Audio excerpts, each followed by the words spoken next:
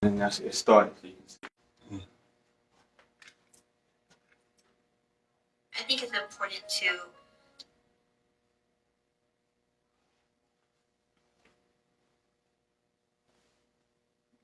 CJ.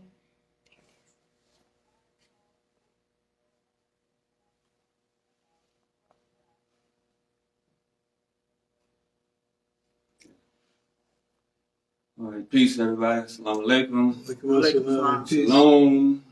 Hotep. Hotep. Alafia. Free the land. All of these different greetings Catch up that we with. use, that black people use. But peace be unto everyone. Welcome to our Jackson meeting, hosted by Human Rights Policy officers.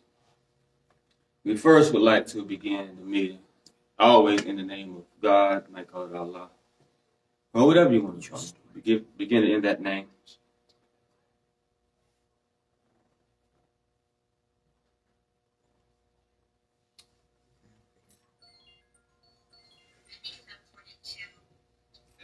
This is Malcolm X's birthday weekend, everyone, if you don't know.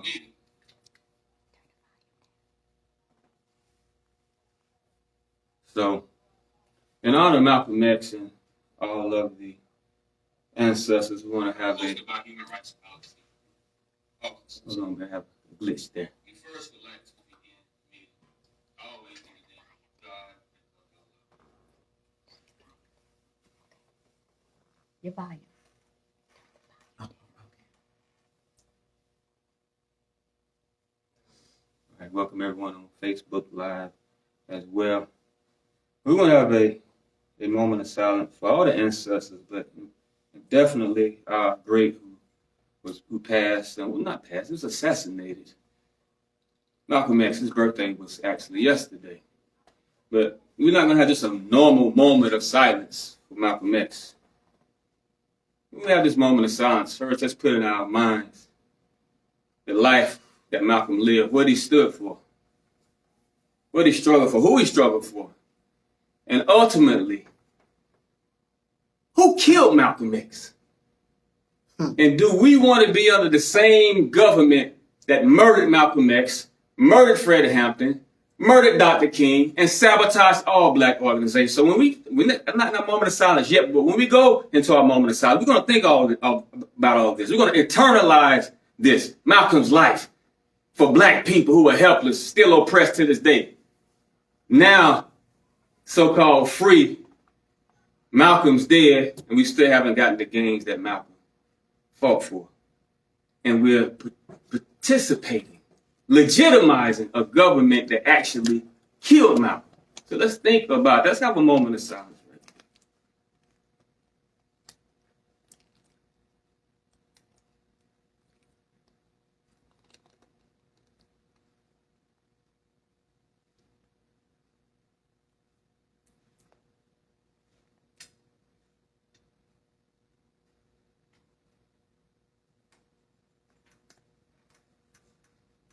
I mean, I'm charged up. We all should be charged up by thinking about the life of Malcolm. We all should be charged up by thinking about what this government did to our brother. A government that we still participate in, that still oppresses us. And some of us are running for office for this government, trying to participate in, voting, relying on the same system that killed our brother, who meant nothing but good for black people. And now, I've been witnessing since I've been here in Jackson. Political activists. Political activists now, not going against the system like Malcolm, but actually seeking participation and inclusion inside of a system that killed our brother. Numbers of our people that stood up for us, this system, this government murdered them. You want to sit at a table with a person like that? If I drove around with a car murdering people, and I come to pick you up, you want to ride with me? No, you don't want to ride with me. You should shoot my car up, matter of fact, for going around murdering people. But we have a government called the United States government that acts like it's what the scriptures say, they appear as an angel of light. So great, want to help everybody around the world. Oh, dictators over here killing innocent people, killing their political opposition. But look at our country. killing our opposition, killing that opposition.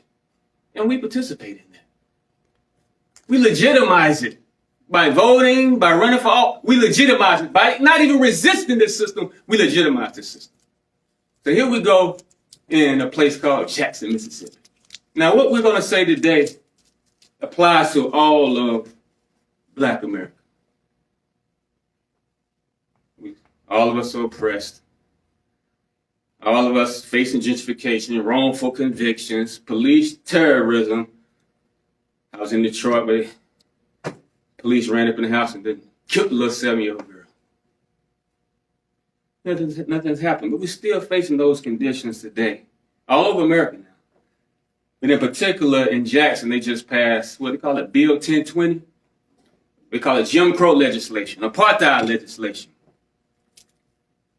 But there's one thing we can do, one option we have by just following what Malcolm X told us to do, what Dr. King told us to do. First of all, I said, leave that civil rights alone. I'm going to play something. First of all, let me play this right quick for you. We're in Jackson, Mississippi. I'm going to explain after this why I came to Jackson, Mississippi, why human rights policy officers are in Jackson, Mississippi. Bear with me. I hope you all can hear this. It's only about 20 seconds.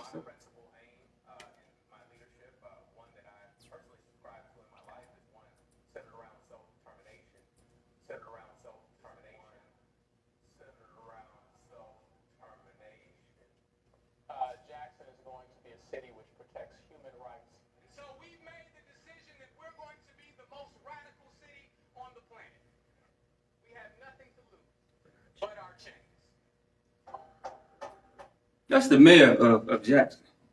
Now I'm going to tell you, I was in Central African Republic, really. That's where I'm supposed to be to this day. Somebody sent me a Facebook Messenger and said, man, you heard what's going on in Jackson? No, I don't know what's going on in Jackson, Mississippi. I don't pay attention to Jackson, Mississippi. It's a little small town in the South. So I don't pay attention to it.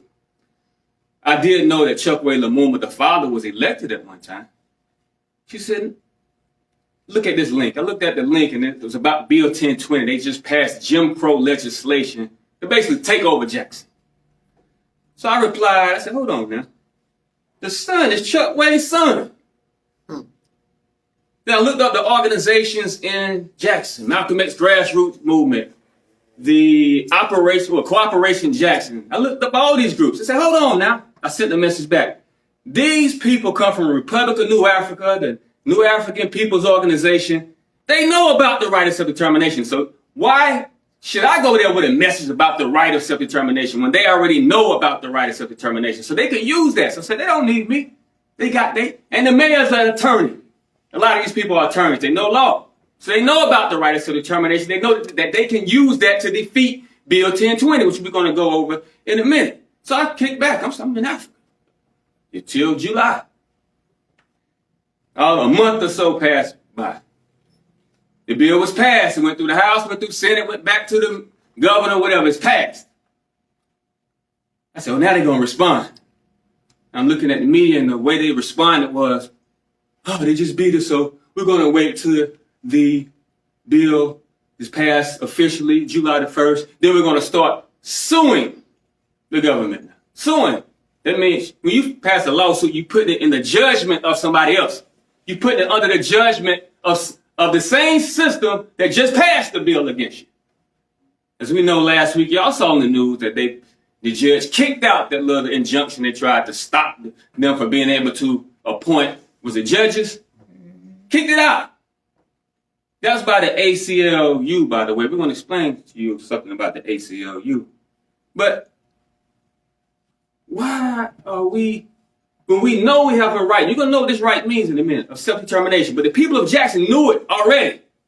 The activists in Jackson knew it already. The mayor knows it already. Why are they not utilizing that? Why are they relying on the civil system to pass civil lawsuits that's still under their control? We're talking about Malcolm X. Let me play Malcolm X. So those of us whose political and economic and social philosophy is black nationalism have become involved in the civil rights struggle. We have injected ourselves into the civil rights struggle, and we intend to expand it from the level of civil rights to the level of human rights. As long as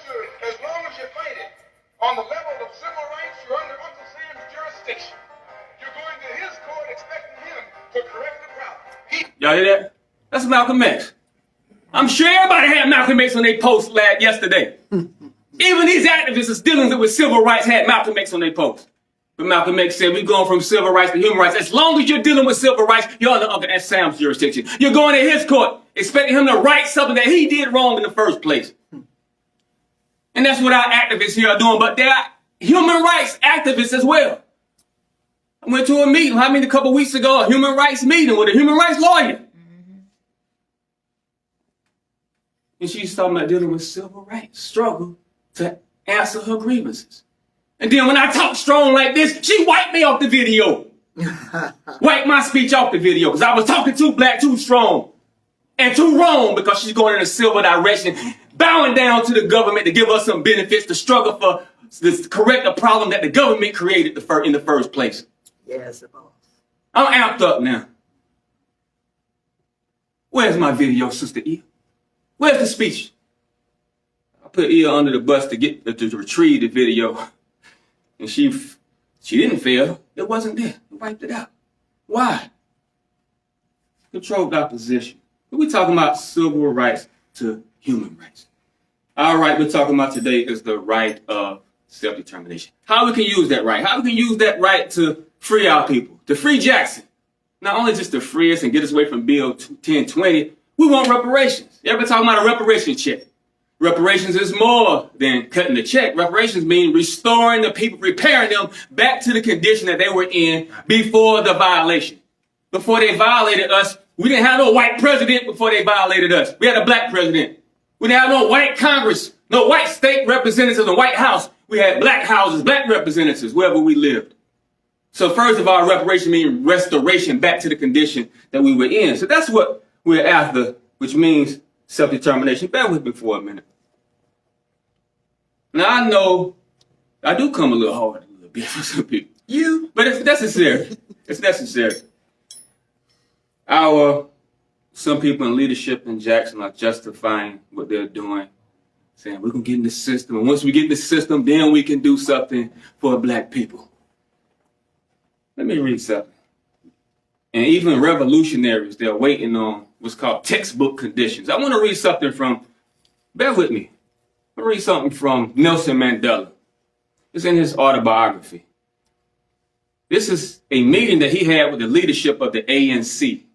The ANC. He was young. He wasn't the leader at that time. He was just a young man, joined the party, ready, gung-ho. Look, y'all, we've been marching, doing all this. Let's get to some action. Let's really get free. Let's stop doing the same thing over and over again, the marching, the protesting, the boycotting. Let's get to some action to really set our people free and take over South Africa. They're like, no, Nelson, we got to keep waiting. This stuff is perfect for us. This is his speech he had with one of the leaders. Not a speech, a conversation. He said,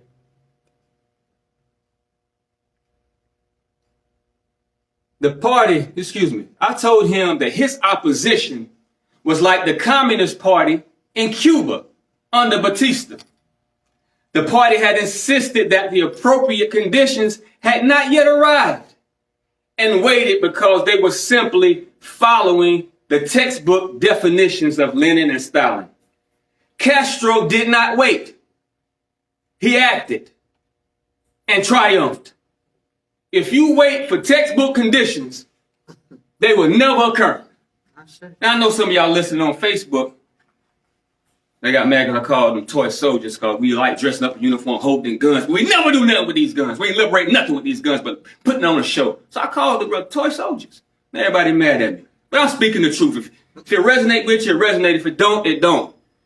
But we're waiting on, then you talk to one, well, we got to get this amount of guns. We got to get this amount of people. We got to politicize everybody. But everybody's not going to wake up. There's no revolution that occurred on the planet where everybody was woke. That's right. Only a few people need to be woke to guide the masses. The masses will always be sheep.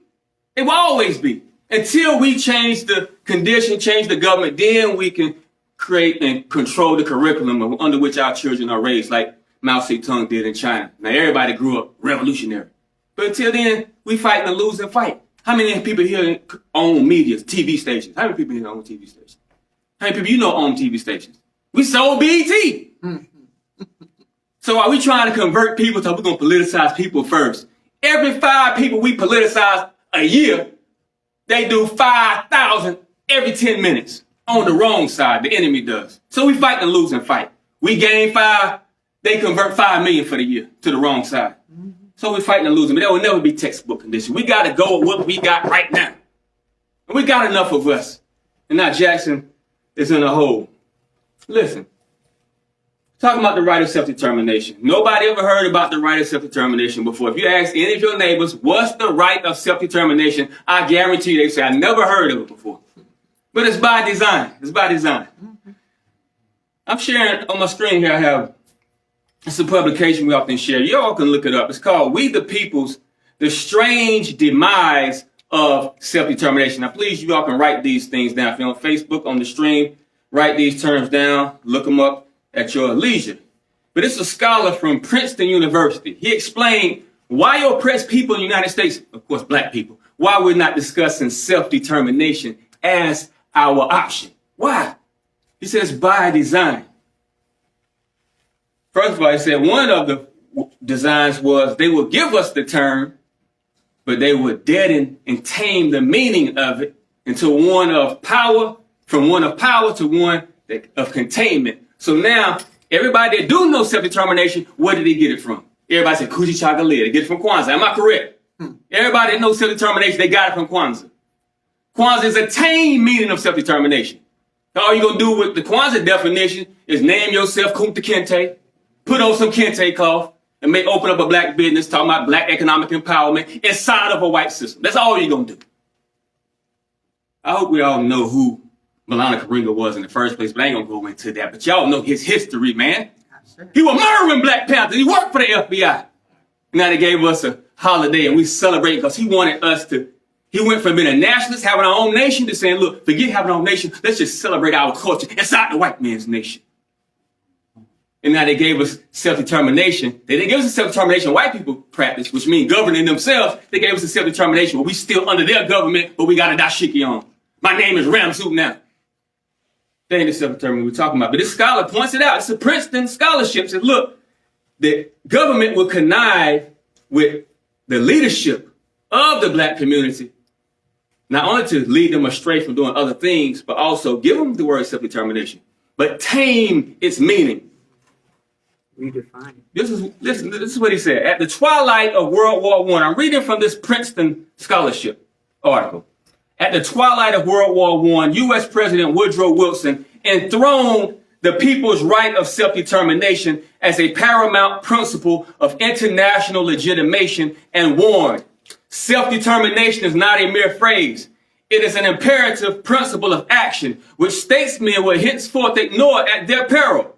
Robert Lansing, Wilson's Secretary of State, acknowledged the power of self-determination, but lamented. The phrase is simply loaded with dynamite. What a calamity that the phrase was ever uttered. What misery it will cause. Now, this is the president saying self-determination is the best they can bring peace to the world. He was talking about the European world. Because that was in the European war at that time. So he said, respect each ethnic group in Europe's right to govern themselves. No other group can come over another people and govern them. Respect that. But his Secretary of State said, yeah, Mr. President, we got some oppressed people in America. What if they assert their right of self-determination? It's loaded with dynamite because it destroys government control over the oppressed people if we assert our right of self-determination. At that time, this was 1919. At that time, how many people ever heard of Ho Chi Minh? Ho Chi Minh is the leader of the Viet Cong. I'm going to read this from the same article out of Princeton University. Later, championed by Wilson, self-determination likewise loomed over the deliberations at the 1919 Paris Peace Conference. The conference did not deliver on the promise of empowering all peoples, but it let the genie out of the bottle. It was a young man named Ho Chi Minh. Now, Ho Chi Minh is the leader of the Viet Cong, who ended up giving America's first loss in war, the Vietnam War. But it all started by them championing self-determination for white folks, but it was just for them now. But it was already out the bottle. Ho Chi Minh was in Paris in 1919. He was a young man. He heard that word, self-determination. Oh, shucks, that's what we can run with. When Wilson said started promoting self-determination in 1919, there was about 40 countries in the world. Now we got about 200 countries. Why? Because those oppressed people took that right of self-determination and ran with it and liberated themselves by any means necessary. But it's one group of people that's the most oppressed people. I always say in the galaxy. I'm sure you could go find aliens with 7 heads and you'll never find no group of aliens oppressed like black people. But we're the only people that never asserted this right of self-determination. Why? That's what this scholar from Princeton University is explaining. It's by design. They will collude with even our leadership. There's something called controlled opposition. Write that term down as well. Controlled opposition. Controlled opposition is opposition that sometimes the government even sponsors the opposition. Sometimes the opposition is a natural grievance and organization against the government. But the government actually promotes it because this opposition is called controlled now. It will look like, oh man, they're against the government. So naturally, an oppressive government is going to have a lot of enemies amongst the people. So they want to prop up an organization or organizations that those who are dissatisfied with the government will flock to this organization because that's the organization that's against the government. But the leadership of that organization is going to keep the people at bay, never doing anything to threaten the existence of the government. That's controlled opposition. It can be political leaders, etc. They're controlled. Oh, look at this man. He in the news. Oh, yeah, he got an organization now. I see him on the news talk. They just put him on the news. They gave him media attention to build him up as a leader, an opposition leader against the government, but it's called controlled opposition. They would never do the right thing to liberate people. So this is part of what this scholar from Princeton University is saying. The government will make sure the oppressed people have controlled opposition, fake scholarship, etc., leadership running us in the wrong direction when there's a right of self-determination that can be utilized. Let me pray. Anybody ever heard of the ACLU? ACLU? The largest civil rights law organization in the country. Last year what the budget was, $309 million budget. How many of us got a lawyer with a budget of $309 million? $309 million, right? Now, I just saw them pop up in the news this week, or last week. The ACLU were the ones who filed the lawsuit on behalf of those people in Jackson who wanted to stop that injunction against the government from that Bill 1020. It was the ACLU who filed that on behalf of those ladies, Ann Saunders, Sabrine Sharif, something like that. I forgot the rest of the names. And it was the ACLU who filed that. Top law organization. Let me read something from the ACLU. And this proves what this scholar from Princeton is saying. These organizations are here to lead us away from the real option and give us an option that's going to keep us on a treadmill, on a hamster wheel, never getting anywhere. ACLU, this is their website right here. The Covenant on Civil and Political Rights. Please write that down, everybody. If you listen on Facebook, wherever, write this down. The International Covenant. If you got your phone, put it on notes and then write it down, or however you could take notes. The International Covenant on Civil and Political Rights. This is on the website of the ACLU. Listen. The International Covenant on Civil and Political Rights, I'm reading from their website, is a key international human rights treaty providing a range of protections for civil and political rights. Now, we're talking about civil rights struggle being the wrong struggle. We want to go to human rights, but these are international, in the human rights context, civil rights and political rights. Bear with me now. I'm making a point here. This is the ACLU talking. Under the heading, this is the ACLU, why does the U.S. have to comply with the ICCPR? ACLU, now mind you, ACLU is the one who filed that lawsuit on behalf of Jackson, claiming they trying to stop Bill 1020 for black people so that Jackson can run the show themselves and so that Jackson can be so-called independent and not have to rely or be under the yoke of state legislators. Listen, the U.S. ratified the International Covenant on Civil and Political Rights in 1992. Upon ratification, the International Covenant on Civil and Political Rights became the supreme law of the land under the Supremacy Clause of the United States Constitution. Now, if this is the supreme law of the land, why don't nobody know about it? And if this is the supreme law of the land with civil and political rights, why are they filing a lawsuit under the constitutional law when they just say this is supreme to the Constitution? Because they know they're ushering us and leading us into a defeat.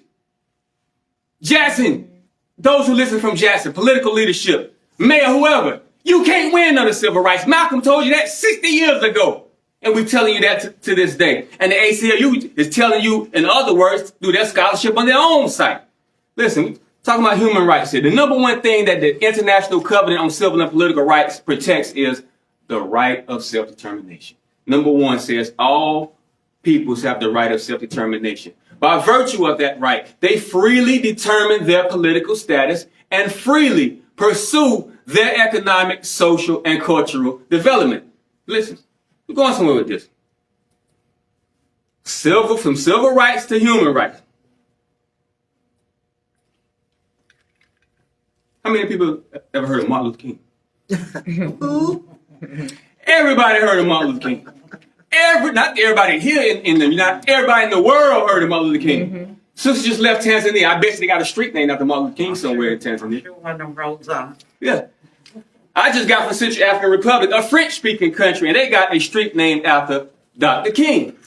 And they speak French. Can't even speak the same language as Dr. King. Can't even understand none of his speeches. They got a street named after him. Anyway, in 1967, now nobody ever heard of this. Y'all jot this down. If you're on Facebook listening, write this down and look it up yourself. In 1967, in Frogmore, South Carolina, Dr. King had a strategy meeting. It wasn't no big speech. It was a strategy meeting with the SCLC, his organization, the Southern Christian Leadership Conference. In 1967, Frogmore, South Carolina. Look it up. So I got some of the transcript from that meeting that Dr. King had. Why did they have a strategy meeting? Because after 12 years, Dr. King, I know y'all have heard the quote. He said, I feel I've integrated my people into a burning house. So he said, look now, he's talking to his partners, Andy Young, probably John Lewis and all of them. He said, look, we ain't got nowhere after 12 years. All I've gotten is rural renown popularity. He said, we got to do something different. Now, these are his words. We have moved from the era of civil rights to the era of human rights. Now, nobody knew that Dr. King was a human. All we know is civil rights leader. When you think about civil rights, I bet you close your eyes, you see Dr. King. I bet you do.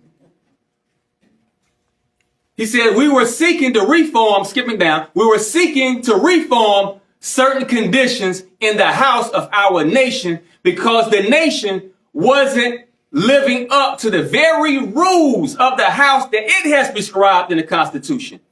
Then after Selma and the Voting Rights Bill, we moved into a new era, which must be an era of revolution. I think we must see the great distinction between a reform movement and a revolutionary movement. Now, if I was somebody other than myself talking, I would think I'm lying. Not Dr. King talking on revolution. But that's Dr. Look it up, Dr. King's words. Right? 1967, when did they kill him? Some months later. Mm-hmm. He switched his framework up. Because civil rights, as Malcolm X said about 10 years earlier, look, Dr. King, he was criticizing Dr. King. You can always be under their jurisdiction. Marching for civil rights, protesting. They control that. But now, human rights, you outside of the jurisdiction. We're going to explain how you outside the jurisdiction. But Dr. King said, look, after Selma, we already know Selma. That was one of his big marches, probably the most famous one, besides the March on Washington. After Selma and the Voting Rights Bill. The Voting Rights Bill? You mean voting is useless too? Voting means you trying to reform something. I'm going to vote this little Negro right here. He look good. He talk good. Man, and he handsome too. Oh, she's pretty. And she's smart. Let's vote her in. Let's vote him in. Get in there and do nothing for you. Name a black politician that have changed the conditions for black people other than superficial adjustments. Name one. They can't. What Barack Obama say? I'm not a black president. He's right. He wouldn't be funny about that. This is a white democracy. So he can't be a president for black people. What Kamala Harris say during her interview? I can't do nothing for just black people. No. That's the exact words. Don't criticize her. She's running inside that system. She can't do nothing for just black people. It's a democracy. Who's the majority in the democracy? White people. So she can represent white people. So Dr. King said, no, we can't reform this thing. Revolution. And of course, Dr. King didn't say revolution, get the guns. Come on, y'all, let's go shoot this place. That wasn't Dr. King's style. He said, look, I can attract hundreds of thousands of people in one city. So if I can take hundreds of thousands of people to one city, we're going to take over that city. That's our human right. Wherever black people live, we have a human right to take it over. We're going to explain it to you. So that's the revolution King was talking about, nonviolent revolution. Now, organizations like the Republic of New Africa, now they wanted it to be peaceful, but they was willing to as well. We're going to talk about that in a minute. Bear with me. Y'all write these down. Anybody listening, write these articles down. Go look them up for yourself. We don't have a projector, so I can't share them on the screen. I'm just going to read a few things. I'm going to read something. I'm sharing some legal minds here. I didn't go to school for 100 years to become a doctor of law, but I'm a doctor in my own right of law. This is an article written by Sarah Furman. Sarah Furman. This is a white female attorney. She wrote this article in 2015. It's called, Do African Americans Have the Right to Internal Self-Determination? Why in 2015? What happened in 2015? In 2014, anybody remember Mike Brown getting killed? Anybody remember the Ferguson protest? Y'all remember that? All the Tamir Rice, Eric Garner. That's what happened in 2014, up into 2015. So this lawyer is looking at black people protesting all over the place. Hold on, y'all. That's it. The protests look good. The march is good mobilization. But from my legal mind and my understanding of history and understanding of my white people, you ain't gonna get nowhere with that marching. But being that I know law, let me suggest something to you all that will be effective.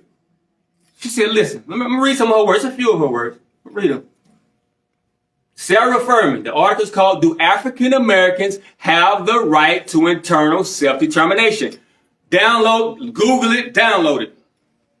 She says, some feel that the American legal system is broken and thus cannot address the challenges that these events have raised. Talking about the brutality, the terrorism, assassinations by police. Others argue that the domestic system is working perfectly and that it has been designed to work against blacks and other minority groups. Now, anybody who knows political science, we know this system is working perfectly. It was designed to work against blacks. Go get a political science book. You might find something in there called Tyranny of the Majority. Write that down. Tyranny of the Majority. Tyranny of the Majority is defined as an inherent error or weakness in democracy, democratic rule, because the majority rules. It gets what it wants against the interests of the what? The minority. So it's akin to tyranny or oppression. So that's why no minority chooses to be a minority if they know they have a right of self-determination. Why would you want to be a minority and somebody else's majority? The mathematics don't add up. So you would never, okay, it's 100 people in here. 95 of us like football. 5 of us like basketball. How many games we gonna watch in football? All of them. All of them. You ain't gonna watch no basketball. What else did you say? Football. You gonna watch the majority's game. Mm-hmm. How many people of us think we can convince the majority of white people to give black people monetary reparations? How many people here got the influence over white folks to convince them to treat black people right? How many of us? How many of us got the influence to go inside white folks' DNA and make them start loving black people? How many of us can do that? But if you can't do that, why you want to be inside of their democracy? You're going to lose every time. It's called tyranny of the majority. We don't know. But so, as this attorney says, the system is working fine. Stop complaining against the democracy. Majority rules. White folks now want to put stuff in the sky to block UV rays. UV rays kill white people. But UV rays give black people energy.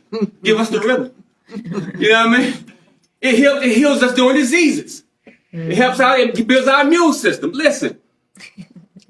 If the domestic, this is what this attorney, this is a white attorney speaking, by the way. The way she talks, she probably got a black boyfriend. Anyway. If the domestic legal system is not seen as one that can effect change, one must ask, what other avenues are open to minorities in America? One such option is the right to self-determination. Self-determination has been poetically described as a right of a people to decide their own destiny. That's the poetic Kwanzaa definition. More prosaically, more realistically, it ensures a people's right to govern themselves or participate in their own government. This is a lawyer saying, look, black people, there's no answer for you in the domestic legal system. You can't protest and vote yourself into being treated with justice. But you have another option. I know you don't know no other ways. That's the purpose of us being here today, to explain to our people we have another option. How many people have heard somebody say, well, you got to vote for somebody? We all heard that before, right? Oh, yeah. Oh, I'm voting for the lesser of the evils. Think for 1 second, though. That's deep right there. I'm voting for the lesser of the evils. So I know they're evil, but I'm going to vote for the lesser evil.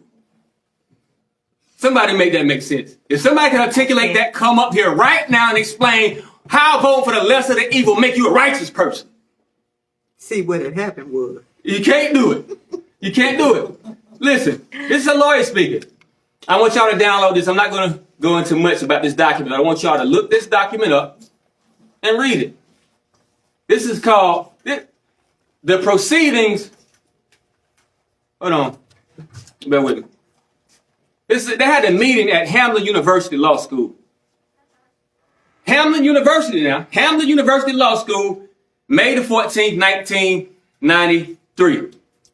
This document is called Proceedings of the Conference on African Americans and the Right to Self-Determination. Now, there's a whole bunch of doctors of law from all over the country, attorneys, professors, judges. One of them is even now the Minnesota Attorney General. They came together in 1993 now to discuss the right of self-determination and how African Americans can now use that as a framework for us to get free. Listen, and to get some justice that we've been crying. All kinds. If you look at this, when you download the document, you'll see the illustrious list of doctors of law from the black community and a few white ones as well. I'm just going to read a few things. But they was explaining how, look, historically, this is what they write. The rights of African Americans in the United States have been discussed almost entirely in terms of United States constitutional law, U.S. civil rights, rather than in the broader international legal framework of human and collective rights. However, important recent developments raise perspectives and raise new questions. In September 1992, the United States ratified the International Covenant on Civil and Political Rights developed under the auspices of the United Nations. This covenant protects, don't give us the right, it protects the right to self-determination. That's why they had this conference in 1993. This is the most important conference I ever heard of. A bunch of doctors of law now.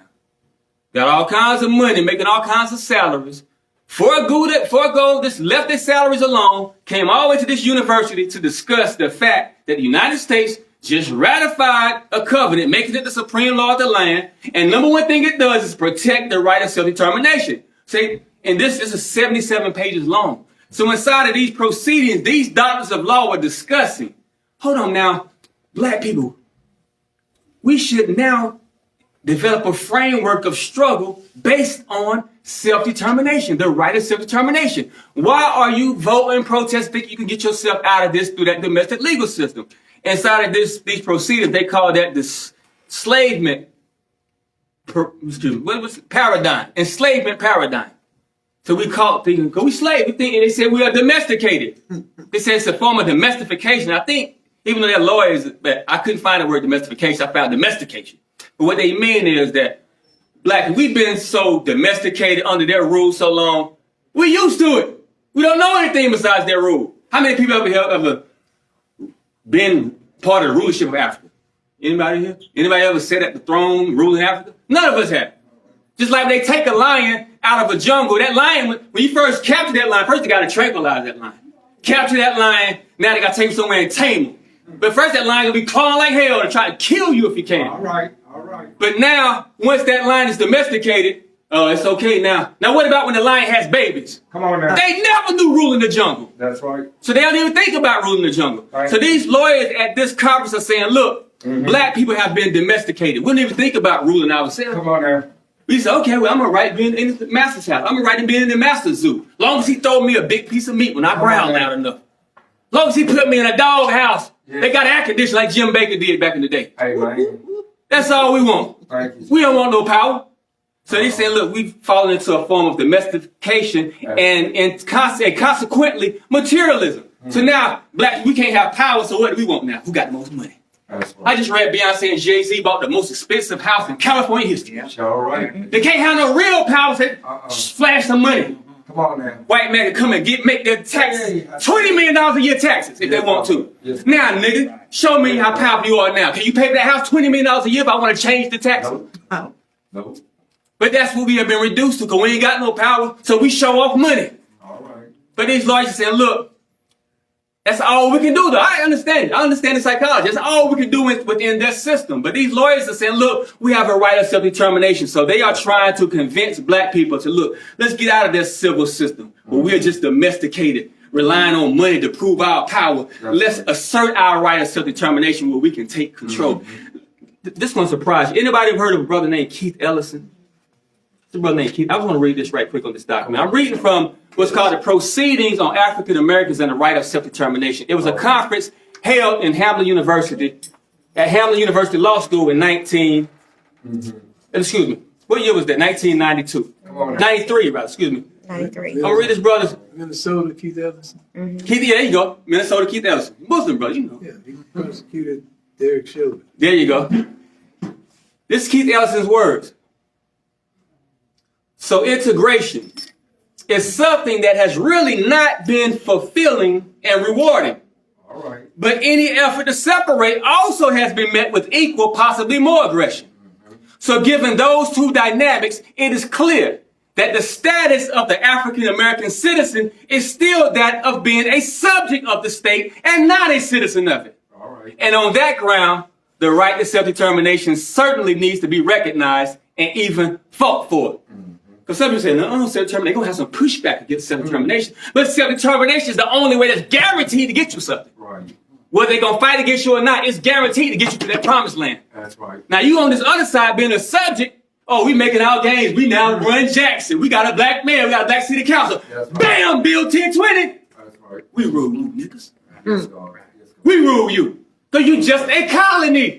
I don't care how black the city is, you're just a colony because the federal government is majority white. That's it. That's right. Majority white. You don't control no money in that city. That was so. Bear with me. Now y'all find the nearest fire extinguisher if I catch fire up here. That's all right. I'm reading another article right quick. Bear with me. Bear with me. This is from, I like reading from scholars, right? Definitely scholars of law, because people might not believe me. You hear me now, I might be a crazy lunatic up here, just mad at everything. Mad at white people. But now I'm going to tell you what these scholars say.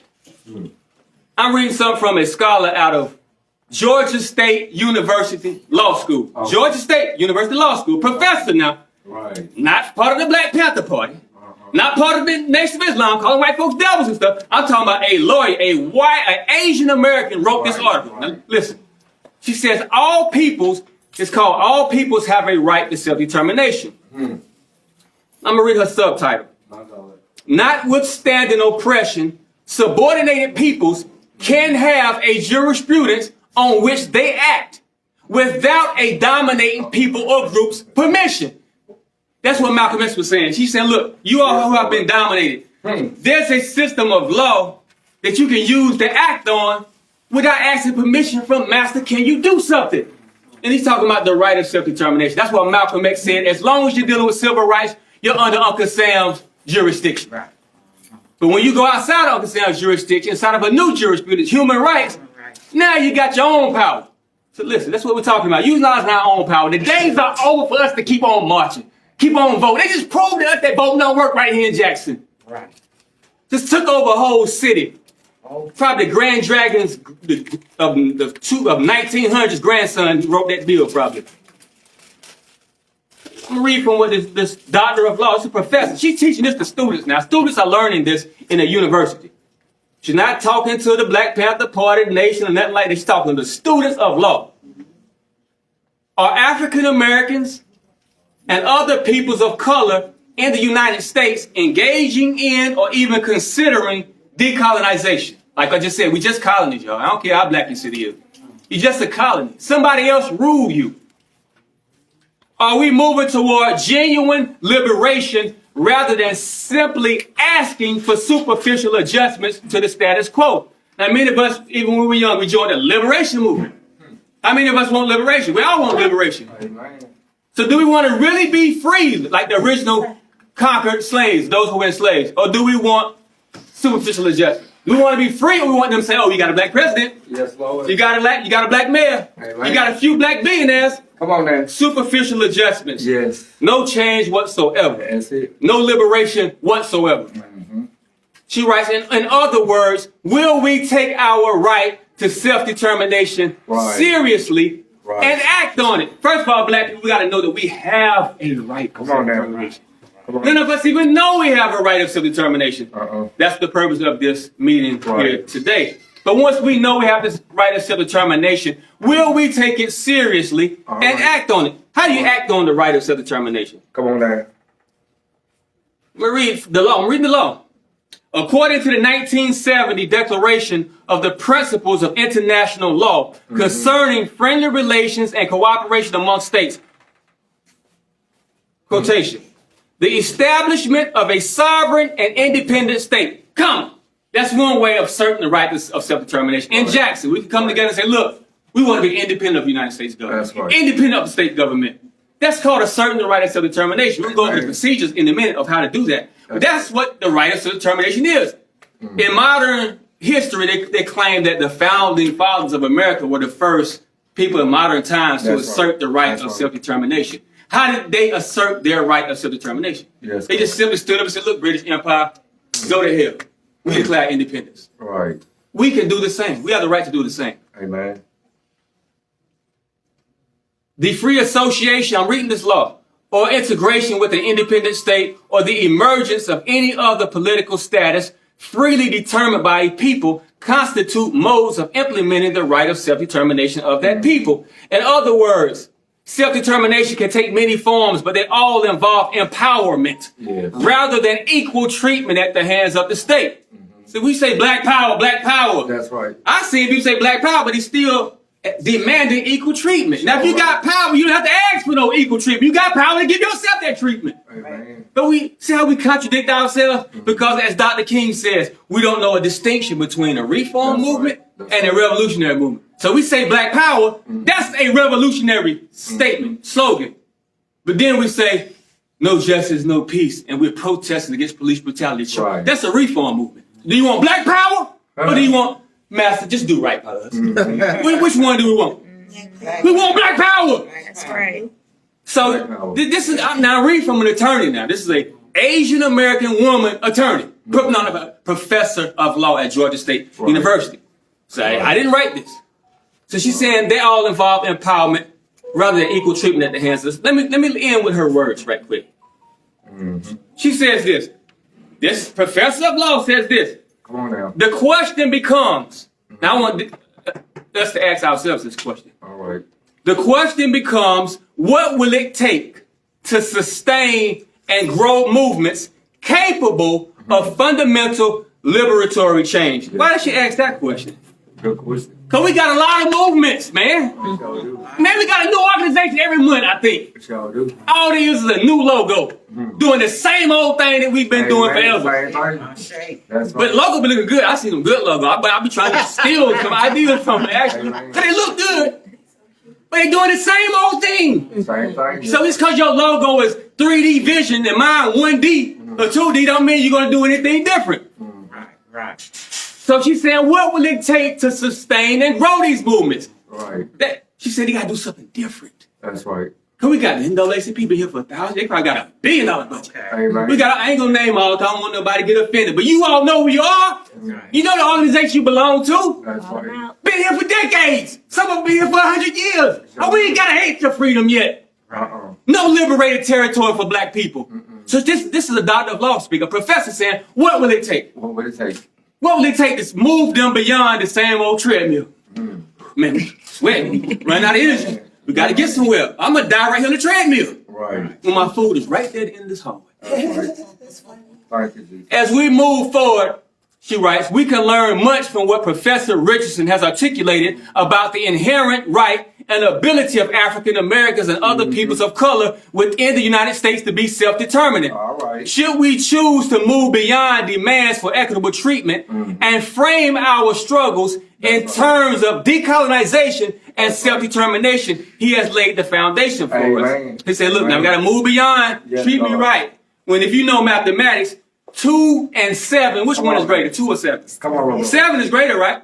Yeah. So how can 50 or 40 to 50 million black people be equal to 200 million white folks? Okay. Professor Richardson does not presume to undertake that task for us, for by definition, one cannot dictate how others should exercise their right to self-determination. Rather, he identifies tools available in international law to aid us in that process. We're just showing what the law is. When Dr. King and them were trying to convince their people that we have rights, they had to show them, look, y'all know we have these civil rights that they're not going by. They had to show them. So we're showing our people, look, you know we got a right to self-determination. You know we can stand up and just take over our city. Get off our knees. Get off your knees, man. You got a right to self-determination. That's right. Ain't your knees wore out? Sisters came here just now saying her knees bad, but it ain't from being on her knees. But our knees should be bad. Man, too. It's time to rise up. That's time to rise up. Amen. Get off your knees, people. Listen, so we showing what the law said. Yeah. About 100 or more than 100 years ago, you could have a city of 15 million black people. Show love. I didn't say 15 million. 1 million black people. And 15 white people. Right. Who was the mayor in the city council? The 15 white people. That's right. Because the black people didn't know they had a right to govern. After they learned their rights, now we got, what, 600, 800 cities with black councils That's and right. mayors. That's right. But they're still colonies. Right. Listen, go over a few things. We're almost done. Talking about the law here. I'm reading now from a hearing that the congressman, the Senate had. United States Senate now. I'm sure how they tell us to stand up. It's called U.S. policy. All right. Write that down. U.S. policy toward national self-determination movements. This was a hearing on March the 15th, 2016, not 1776. Right. 2016. U.S. policy towards national self-determination movements. Let me read what the chairman of this, some of his words, just a few of his words. Come on now. This is the chairman. This is a Congressman Dana T. Rohrabaugh. He's a 30-year congressman. Yes, Lord. He said, as advocates of democratic government and human rights, the United States, they act like they're angels. You all know that. You know that, Brother Shaheed. Imam Shaheed. They say, but we're the human rights champions of the world. But at the same time, they're the biggest human rights violators. So this senator is pointing out, look, we're champions of human rights. These are his words. As advocates of democratic government and human rights, we cannot help but have sympathy with the grievances of many of these self-determination movements. They are often based on legitimate complaints and aspire to change a political structure that they quite often had no voice in creating. How many people here, foreparents or ancestors, had a voice in creating the United States government? Raise your hand. Did your parents create this government? Did your ancestors? They didn't do it. They didn't have a voice. They do it. What were we doing in 1776 as black people? Cotton. Pink cotton. Corn We weren't sitting on no legislative tables on, okay, this bill here, we're going to have this is amendment here, this is Article 1. We weren't doing that. Amen. That's what they were doing. So we had no voice in creating this. Sure did. It's something that was forced upon us. Listen, that's what he's talking about. This is a congressman, 30-year congressman now. This is a Senate hearing. Right. He said, what is wrong with changing borders that have been created by monarchs back 2 centuries ago? Right. After all, our country is a product of the self-determination movement. And this is a white congressman talking. Right. Yeah. Listen, some worry that the self-determination movements will have a domino effect. Oh, yeah. That's what they're worried about. Because that's what's going to happen. Because once we take Jackson, Baltimore, Detroit, That's right. Cleveland. Cleveland, It's only Cleveland. Mayberry, I don't care where you're at. If it's black, we taking it over. Show love. It's time. But we have to make an example. We have the ability and the opportunity to make that example right here in Jackson. Bear with me. I'm going to close out with this congressman's word. This is what this congressman said. Yep, we taking it. That's right. We're taking it back, my brother. Amen. Listen to this congressman speaking. Thank you, Jesus. 30-year congressman now, look him up, Dana T. Rohrabaugh. He said, but I will say, now this hearing is about self-determination movements, national self-determination movements. All right. He said, but I will say that if we permit No, hold on. I'm gonna skip up a little bit. This is what for some of the first things he said. That's all right. One reason I believe that we have to control our borders to make sure that people coming into our country are regulated to the point that they are absorbed into our society. That's why some people didn't come here today. Right. That's why some people that we invited didn't come here. They trying to absorb themselves into this. Right, man. Come on now. Come on now. Tell it. They trying to run for office. They trying to be part of this system. All right. Exactly. So that's what this congressman is saying. So look, this is how white people think. Now let's absorb them so they won't want to be free. That's right. That's right. They don't want you to- Let's treat them like Chicken George. He don't want to be Cooper Kente and run for the plantation. That's what he's saying. That's what he's saying. That's what he's saying. Right. We got to absorb them. So you all trying to be absorbed. Stop trying to be absorbed. Let's get free. He writes this. But I will say that if we permit people into our country and permit them here legally, they have rights, just like we do. Amen. That is why we have to control our borders. Thought I see. And if the majority of people in San Diego end up being people who would prefer that they live in Mexico, I'm sorry. They have a right to vote on it. That's right. And it's adios, San Diego. That's a congressman said at a hearing. Right. He said, look, if black people want to be free, you can just vote on it. That's right. And if you say, yeah, we want to be independent, it's adios to these, I'll never say crap. It's adios to these white folks.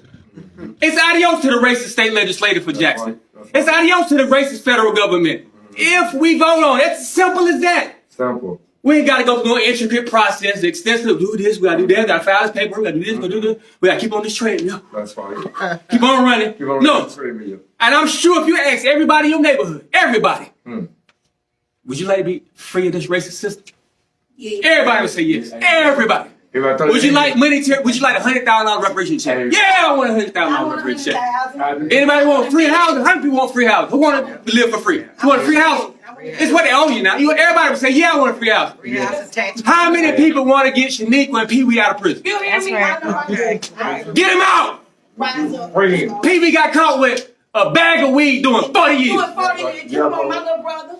Come on. See that? You see that?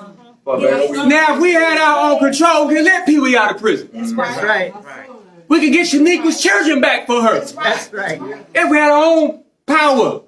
So now, if you ask people this and look, okay, y'all, we got a ballot. If you vote yes in this ballot and the majority of us say yes, we separate from this system, we control the city ourselves. come on, man. Listen, there you go. Come on, man. Well, black people live in America. That's right. It's worth over $15 trillion in real estate value alone. $15 trillion. That's a lot. I'm not talking about geographical value. If you're talking about geographical value, Detroit itself is over $70 trillion because of the water source. Right. Now, if we had that, we could leverage that, give each other, cut checks everywhere. Well, percent, you get a car, you get a car, you get a car. That's right. You get a check, you get a check, you get a check. Thank you, Jehovah. Now, who would turn that down? That's right. Nobody. Nobody would turn that down. I know I would. That's why Jesus said, matter of fact, this is what I was trying to say the other night before I was interrupted at that meeting. Jesus was on a mission not to get everybody to just pray and sing hymns. Right. He was trying to take over the government. He got tried with sedition. That's why they hung Jesus. My God. He was trying to overthrow the government. That's the punishment for a rebel during those times. You a rebel during those times, you get hung. That's right. Hung on a cross, whatever you want to call it. All right. Exactly. So that's what Jesus was trying to do. Yes, He was trying to join the government. He was trying to rebel against that system. That's right. So we're trying to be like Jesus. Amen. Thank you, Jesus. Anyway, so Jesus was trying to overthrow that system. We have that same right to this day as followers of Jesus. That's right. I'm a follower of Jesus. Me too. I'm trying to overthrow this thing. Amen. And then he said, look, give the people good news. That's right. Good news. Good news. Not bad. It's good. You know, we did this same thing in Detroit. You gave the people the good news. You know what the good news is? It's what I just told you all. You tell the people, look, y'all, we come with the gospel. Right. The gospel with Jesus, Right. liberating the city from the racists, from the Roman colony. I'm going to give you some good news. Read the Bible. The good news was free housing. They said you're going to all the empty mansions and properties of Jerusalem, they go to the people. That's part of the good news. People, yeah, we want that. That's right. Jesus said, we'll have the richness of Jerusalem. What's that? That's the monetary reparations. Jesus said, we're going to free y'all from the prison houses. That's those who have been wrongfully convicted and excessively convicted. That's right. That's Jesus' message. Yes, it is. That's the good news. That's what people responded to. So nobody going to respond to, oh, y'all, if we get free, we'll be able to fly a red, black, and green flag. People don't care about that. Only we care about that. A few of us. We tell the masses of people, look, y'all, if y'all vote for independence, we get this, we get that. And if everybody say yes, then you have a right to take over that city.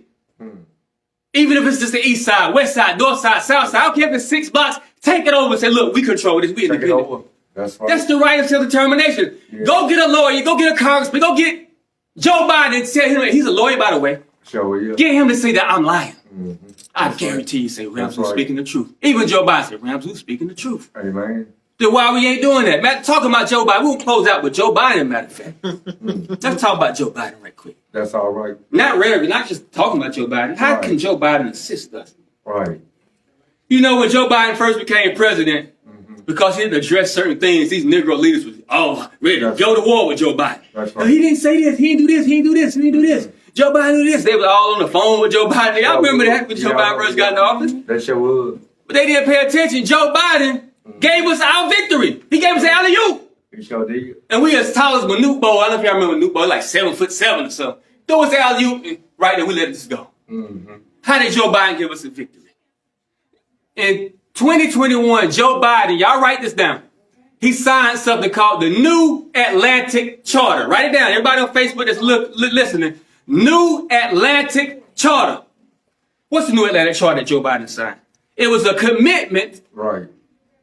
to the old Atlantic Charter. That's right. So him and the Prime Minister of the United Kingdom signed the New Atlantic Charter saying, look, we are committed to the old Atlantic Charter. We're going to renew our commitment. That's right. What does the old Atlantic Charter say? Listen. Third, I'm just going to read the third thing.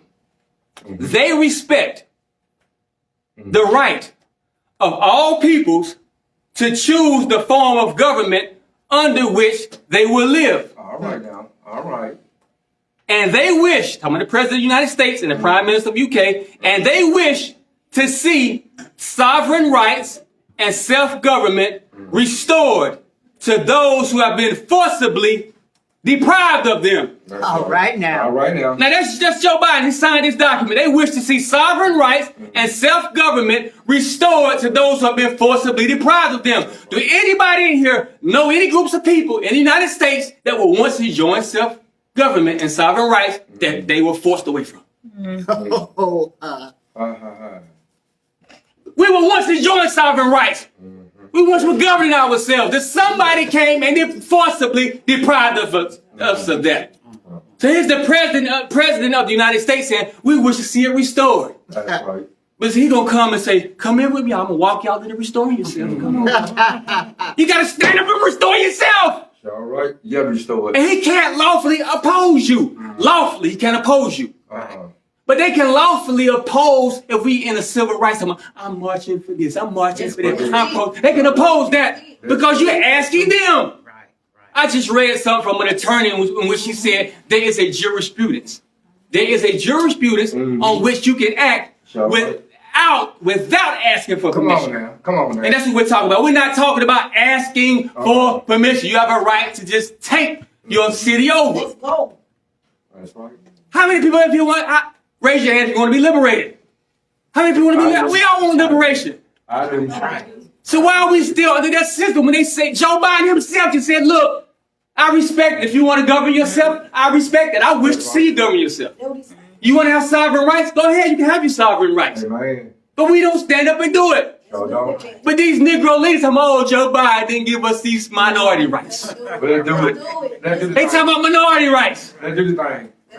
Who wants to be a minority? I don't want to be no minority. I mean, Because listen, in the country, look, we are a minority in the country. Right. But in Jackson, what are we? majority. We're a majority. Majority. So we got a right to take over and be our own majority. Let's go. We don't want no minority rights. We want to be the majority where we live.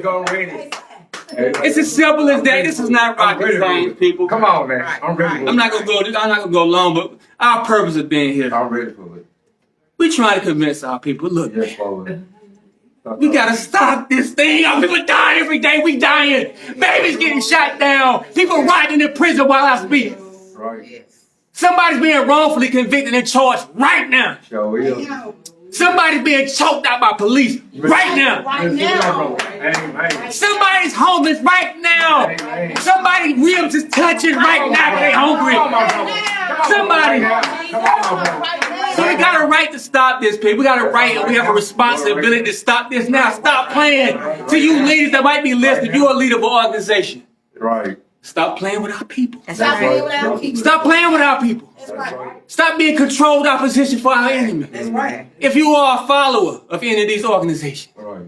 and if your leader's not standing up to take control, like Malcolm X said, revolution what Negroes need. That's right. If they're not standing up to take over, fire your leader. That's right. Give them a pink slip. Right. We don't want you no more. You tell your leader, I respect your leader, Right. but my feet is tired. My knees is tired. I can't keep running on this treadmill getting nowhere. We got to get somewhere with this thing. That's right. Thank you, Lord. I know I'm tired. Me too. I know I'm tired. And my grandma's so sick and tired. Man, within a few years of being conscious, I was already tired. I got conscious when I was 21 years old. And by 23, I said, I'm tired already. Come on, man. But I didn't know what to do. So I left and went to Africa. Right. Okay. And here we got leaders that know what to do, Right. but won't do it. That's Let me right. read something here. Somebody getting ready to get embarrassed right now. Somebody Come on, do it, my brother. embarrassed. Do it, my brother. I'm going to read something from Miss Danielle Holmes. April the 24th on Facebook. This is the organization called Jackson Undivided Coalition. She reads, the Jackson Undivided Coalition stands, I got this from her Facebook post on the Jackson Undivided Facebook page. Listen, Jackson Undivided Coalition stands for supporting through protest, other direct actions, and through community and legal engagement, the right to vote, the right to flourish, and the right of political self-determination for Jackson residents. The coalition was founded to resist state takeover of the rights of and resources of the residents of Jackson, Mississippi, which is a majority black and black-led city by the state of Mississippi and its lawmakers, who are majority white. Community education, organizing, and public demonstrations are foundational means by which we have and will continue to impact political outcomes and the lives of our members and loved ones in the Jackson community. Yes, sir. Sister Danielle Holmes. I'm looking on this camera right now because she might be looking. She gonna see it. That's all right. Sister Danielle, you might be sincere, Sister Danielle, but you're sincerely wrong. Come on now. First of all, you're saying we have a right of, you're acknowledging that we have a right of political self-determination. Right. Then you turn right back around and say, we're going to protest and ask master under civil rights. If we got a right of self-determination, you ain't got to ask nobody. Show it up. You ain't got to protest. You ain't got to petition. Get your people together and say, look, we're taking over Jackson. Ain't nobody coming in here. Ain't no Capitol Police coming over our city. We got a right to do that. That's what self-determination is. I'm ready. Let's go. Self-determination is not protesting I'm it, ready. filing a lawsuit, getting the ACLU to file a lawsuit when the ACLU itself knows about self-determination. Stop following. I was at y'all meeting the other night. I saw, in the name of Malcolm X, I'm going to say this. I was going to not say it. I was going to leave this out, but I'm going to say it now. In the name of Malcolm X, it's his birthday. Y'all know what Malcolm X said about coffee. He said coffee, when it's black, it's strong. That's right. When you put that little cream up in there, you weaken that coffee. I went there. You weaken it. Now I went to a meeting the other night. Now I think he might be sincere. I went to a meeting the other night. Man, I saw so much cream up in there. I knew it was gonna be weak. And for sure it was weak. I turned around at You can't get nowhere with cream in your coffee. You ain't gonna wake nobody up. It's better when it's black. Oh, that cream and white sugar, you gonna put them right to sleep. And we already asleep. We already dead. We already suffer a civil death. Y'all write that down too. Y'all write civil death down. Civil death. Civil death. Civil death means that people don't have no rights. They're not enjoying their civil rights. Not enjoying their political rights. So black people, we are under a civil death. So Jesus came to give us a civil resurrection. Prophet Muhammad came to give us a civil resurrection so that people can have some power. That's why Jesus was persecuted. What did Jesus say? In my name, you'll be persecuted, right? That's right. By who? The government. Yeah, the government. Because you're trying to overtake the government. Who is the government? Who persecuted Prophet Muhammad? The government of that city. Government did. Government did. Because all of them were against the government, trying to establish self-determination for their people. Jesus. So if we want to follow Jesus, if we want to follow Muhammad, all of these prophets, Moses, what was the instructions given to the children of Israel? Go and take possession. You want to be treated right? Go take over. Right. Go get there. Right. But they were scared. They was afraid. Let's get there. I ain't scared. I ain't never They scared. was afraid. I ain't never scared. I ain't never I ain't never scared. That's right. Amen. Now we talking about a people who, according to the Bible, Right. God walked with them, split the sea for them and everything. That's right. That's what they Chose do. them. Now if God chose you, Chose and he tell you to go and stand up for yourself, why you ain't standing up? Stand up. Stand up. Stand up. So now we have a modern children of Israel. Chosen. We have a modern, listen now, we have a modern children of Israel that look like you and me. Let's go. Right. I think it is you and me. That's it. It is. We are the modern children of Israel. That's right. So God is speaking. Now he ain't gonna speak from the cloud, he gonna speak through people. Yeah. He'll say, all right, y'all, Right. Right. Yes. go and take possession, take it over. How many of you gonna be scared? By force. Not me. Not me. I ain't never scared. I told you. I'm not Already. I stayed. We can't be scared. Already. I think everybody in this room is Joshua and Caleb. We were ready to fight. Like, Amen. We ain't nervous. We Joshua and Caleb. So the rest of them were scared. Amen. Brothers and sisters, what I'm saying is we cannot condemn ourselves to another generation That's it. of being in this same condition. That's what I'm talking about. Come on now. Tell I it. don't think we got another generation left. No. We might be gone. We don't. This is it. We don't have any. Now or never. Right. It's now or never. So let's honor. If you don't want to honor what I'm saying, if you don't want to honor what Malcolm X and Martin Luther King said, at least honor what God said. That's right. If you don't want to do nothing else. Throughout the Quran, throughout the Bible, it says fight oppression. Right. Let's go. Fight oppression. Fight. That's right. It don't say get on your knees and do this, do that. Matter of fact, if you read, what is it? Isaiah 1. Yeah. If I go read Isaiah 1, I think it's around verse 12 or something like that. Yeah. God said, look, I see your worthless assemblies. That's right. I see your sacrifice, all these rituals you're doing. That's right. He said, even when you lift your hands to pray, Yeah. I'm closing my ears. I ain't hear none of your prayers. He said, what you need to do is learn to do right. That's right. Go out and fight oppression. Yes, he did. That's what God said. Yes, he did. He didn't tell the children of Israel to get on your knees and pray. He said, go stand up and take over. That's right. Take it over. And today, that's the law. It's not even saying we're going Thank to you. commit acts of sedition. Thank you. The law says the first option is, you don't like the way you're being treated? Take over then. Take over. Then why are we not doing that? Right. I know, we afraid. We're afraid. Right. And some of us think we can't do without master. Now, I'm a lion in the zoo. Master said, look, I'm going to cut the cage, let you go back to the jungle and rule yourself. That's right. No, I'm going to stay in the zoo. That's right. That's The cage is wide open. Matter of fact, they lifted the cage over. You stay in the station. All right. That's us. They done lifted the cage over us, gave us human rights. We don't assert our human rights. Show don't. So now in Jackson, this is what we're urging leadership to do all over America, but we're focusing on Jackson. That's right.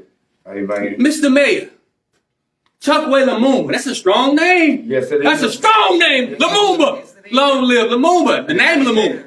Amen. This government was involved in killing Patrice Lumumba. All right. Now we got a mayor named Lumumba. That's right. This mayor mentioned, I played the video for y'all, self-determination. During this campaign, free the land, by any means necessary. Mr. Mayor, How much? Heal the land. let's live up to those words, Mr. Right. Mayor. Let's free the land That's Yes, right. indeed. by any means Necessary. necessary. Let's Get up, free the stand land. up. Get up, stand up. To all our leadership out there in Jackson. But this also applies, Jackson is just a template for everywhere else. That's For right. our leadership in Jackson. And Jack. Those who want to grab mics from Ramsey. That's right. Those who want to cut me off your videos. I don't have to say nothing, but you say the right thing. That's right.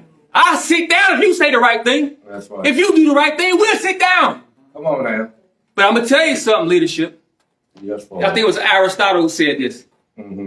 Aristotle said, he probably got it from somebody black. You know, all the Greek Right. philosophers stole from somebody black anyway. Steal everything back. But Aristotle says, he's credited with saying, poverty is the parent of crime and revolution.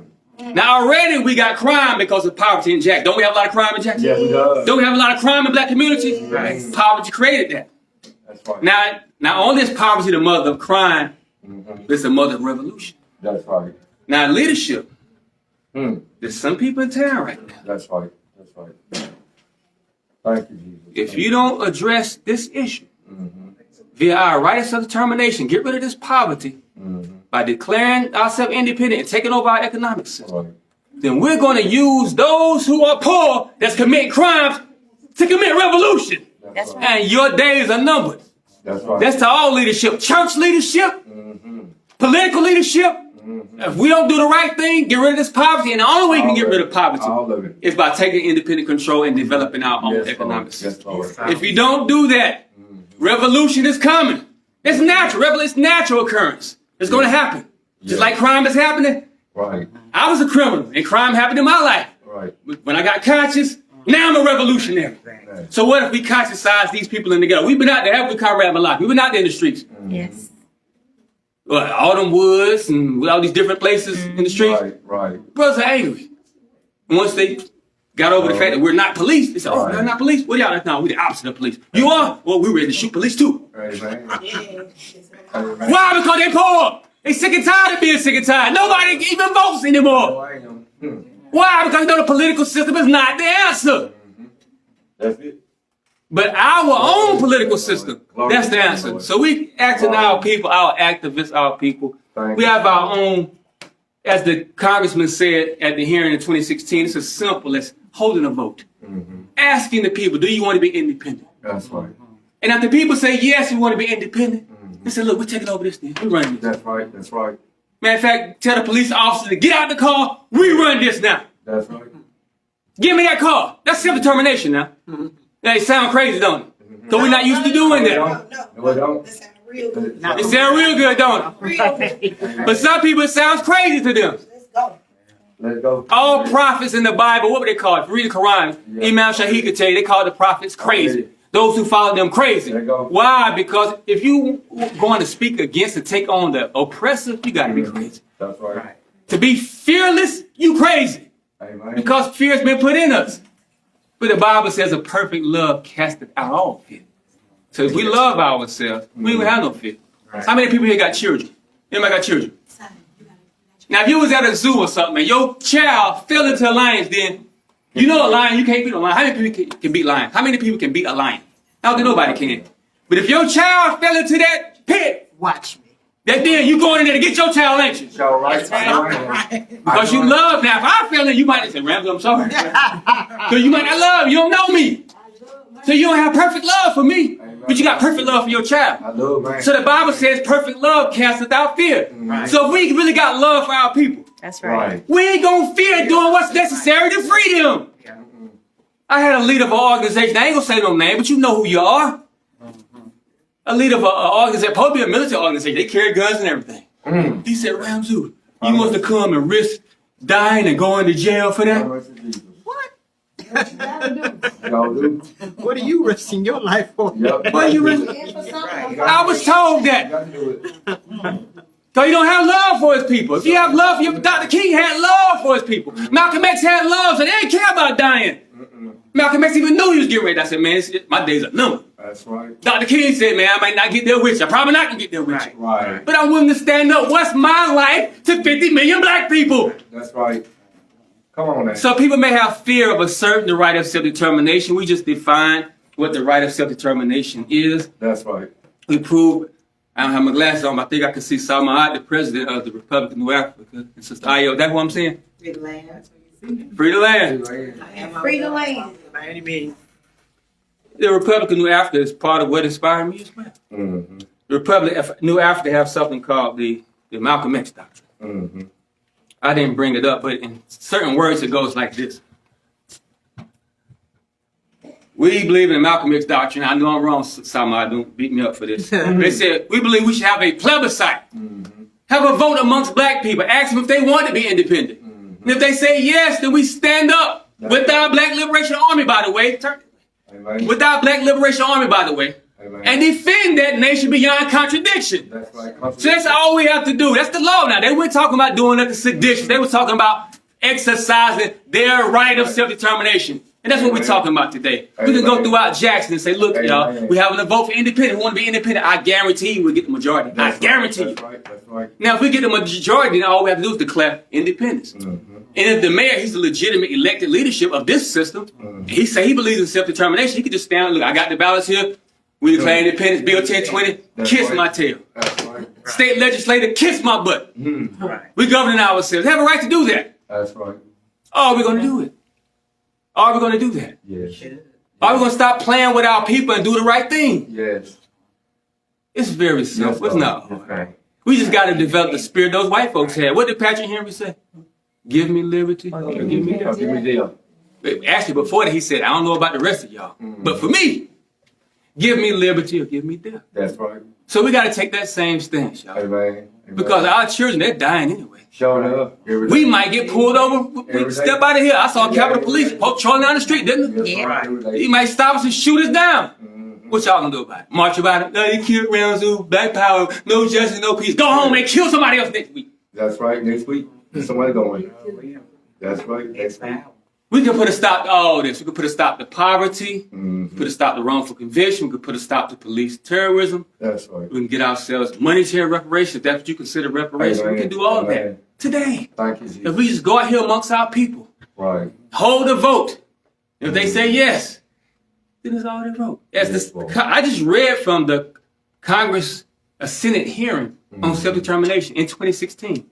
The chairman of that hearing said, have a vote on it. If they vote on it, it's adios. Adios. That's what the chairman, a 30-year congressman said. So that's all we have to do, brothers and sisters. Hold a vote. So that's what we're here to do, to let people know that we have a right of self-determination. Right. Let them know first. Now, let's help them to assert. That's beyond rhetoric, now some action. Sister asks us, do we go around and give presentations? I said, yeah, we do give presentations through demonstration. Right. So now we go amongst the people and say, look, we got to vote right here. What happened in Ukraine some months ago? In Ukraine, some months ago, the soldiers went through the Donetsk region with a ballot, door to door, with a ballot. Do you want to be independent? No. Do you want to be independent? They did. Yeah. That's No. Do you want to be independent or Ukraine? Yeah. Do you want to be independent? Door to door. They did. The majority of people said, yeah. Sure They did. took it over and said, come on in here, you want to. That's right. The people have spoken. All right. That's power to the people. Amen. So why people, I have a lot of people, you all done heard it before, all power to the people. We had a group in Detroit saying all power to the people.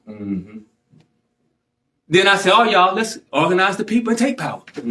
All right. Man, crazy. Get away from me. That was the last time I ever heard from them. I ever heard from them. They got away from me like I was sick.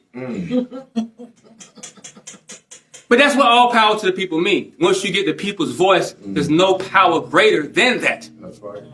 So that's what we're saying. If we can get the people, and I know we can get the people.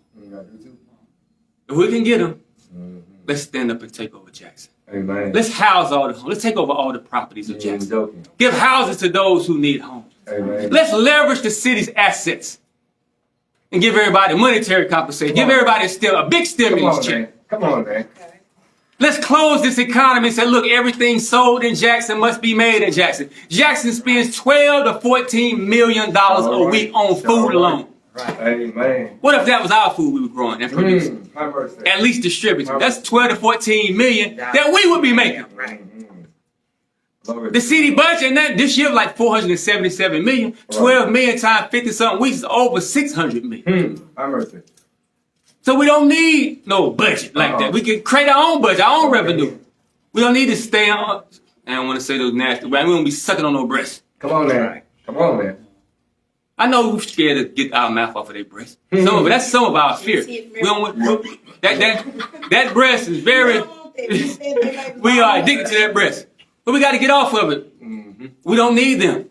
We got enough resources amongst ourselves. We can leverage the city's assets and create our own industries, produce for ourselves. That's right. Yes, God. Right. It's not difficult. And God is back. We're God's people. Oh, yes, we So are. we got something greater backing us. You mean to say that God's people are afraid of some people that don't have God in them?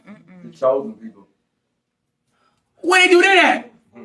So no, you got God back you, so stand tall. That's right. You can go against the army, but tell you what, 2 should put 1,000 to fight, something like that in the Bible. Right. We put them to fight. That's Because we got something backing us. Yes, So let, indeed. brother, not just the law, we got the law backing us. But we also got a God that's backing us. So there's nothing for us to be afraid of. Let's go ahead and assert our right of self-determination. You all, please, those who are listening on social media, if you wrote those terms down, number 1, Google, write down the right of self-determination. Look that up and learn about the right of self-determination. Now, as the professor of law at Georgia State University said, now once you know your right of self-determination, take it seriously All right. and act on it and act on it. To the leadership of those in Jackson, I appreciate the work that you all have done thus far. I read some of the Jackson Kush plan that was developed under the leadership of the father, Chuck Way Lumumba. And he said that they were going to get involved in electoral politics, but not to legitimize the system, not to legitimize it, because when you involve yourself and start voting, that means you say this system is good. Yes. And none of us think the system is good. He said just to get in there and negate some of the repressive powers. That's right. That means now the police can't repress us because we got a black mayor who says free the land. That's So right. now we've gotten to the height of his plan. So okay, the plan worked. You got in place now. But now they stripping the power away from you. So before they do that, you better act. Yes, Lord. You better act. So leadership of Jackson, it's time to act. Black people that's listening from other places, it's time that we act. Amen. Let's not go another year, man. Let's not go another year. Let's not go another winter time. Somebody gonna be dying in that cold this winter. Sure right. People are not gonna wake up in that cold this winter. Sure right. Detroit coldness. Yeah. Man. Other places cold. Heck, down here I'm sure it gets cold. Yes, it does. Let's do what we have to do, brothers and sisters. Yes, If we have a Lord. perfect love, nothing can stop us but Amen. ourselves. I should. We're gonna close out with that. Like I said, We're gonna also share with you all. We'll probably send a graphic to you. We'll get you all's numbers, send you all a graphic of our Amen. steps to self-determination so that you can have a graphic picture of what self-determination looks like, the steps that you can take to assert the right of self-determination. Right. Then it's up to us to act. If we don't act, then we deserve to be burnt alive. Yeah. We Only deserve this that. fight. We deserve that. Love you all, everybody. Signing out. Salute. We're going to open up the floor now for any discussions, any questions, etc. I hate this. I loved everything that you presented today. There was only one thing that you said that I have to push back at, and that was with the statements you made against Danielle Holmes. She is a friend. She's a comrade. She works very diligently and hard. And I just want folks to know that the way that she was represented is not where her heart is. I said she's sincere, but I said she's sincerely wrong.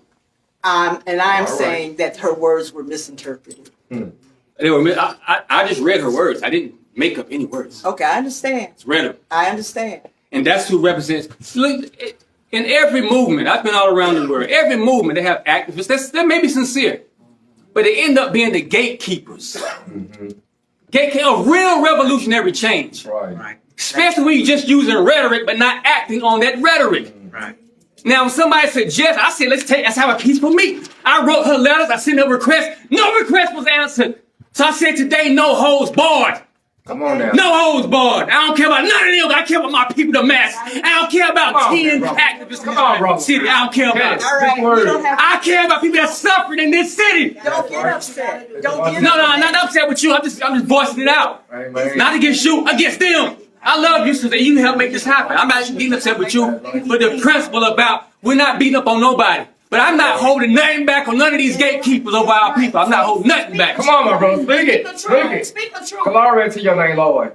I read this post, you all who are late. Yeah. This sister said something about, she made a post talking about self-determination. Okay. Right of self-determination. I said, let's live up to it. Right. But if I go to one of their meetings and talk about self-determination, give us the mic, Ramzu. Give us the mic.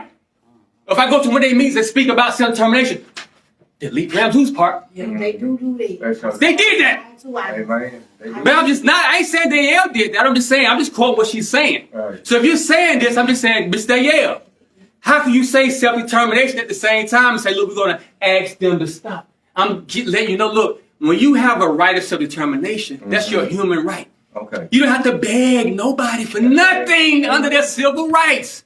Amen. Can anybody understand what I'm saying? Yeah. Maybe I'm not clear. I'm clear. You clear. I'm clear as my You clear. fish. You clear. If I say you got some food right there, you can go take it.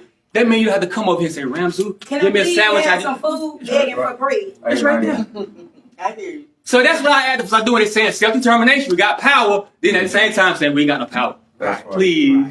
Yeah, Thank you, I didn't interpret it that way, but I hear you. Yeah, Yeah. You mean what you mean? And you say Amen. Nah, I mean, I excuse you, like, that's my temperament. I'm an Aries for one thing, and I might got hit upside the head by my dad a couple times by being bad. So Sometimes I just let it all loose. Let's see. I'm not. And I'm compassionate about my people. I really Yeah. care about my people. It's only because Danielle is someone I work closely with and I understand. Well, tell and I Dan, real- and okay, I but my message, that's why I said my message to Danielle and everybody, I love you, Danielle. I love everybody. But if you don't do the right thing, you become a victim of the revolution too. I understand. I hear you. So Danielle, do the right thing. You said self-determination. Stand up with us and assert the right of self-determination. Stop playing this political games with this system. Stop mixing your coffee with that white cream I saw at y'all meeting. That's what I'm talking about. Drink it black, like real black people. That's all we're saying. Drink it black. Because white folks can't do nothing to your coffee but make it weaker. That's all it I ain't saying white people can't help you on the outside. Okay, like Malcolm said, give us some money. No, you can't join in. But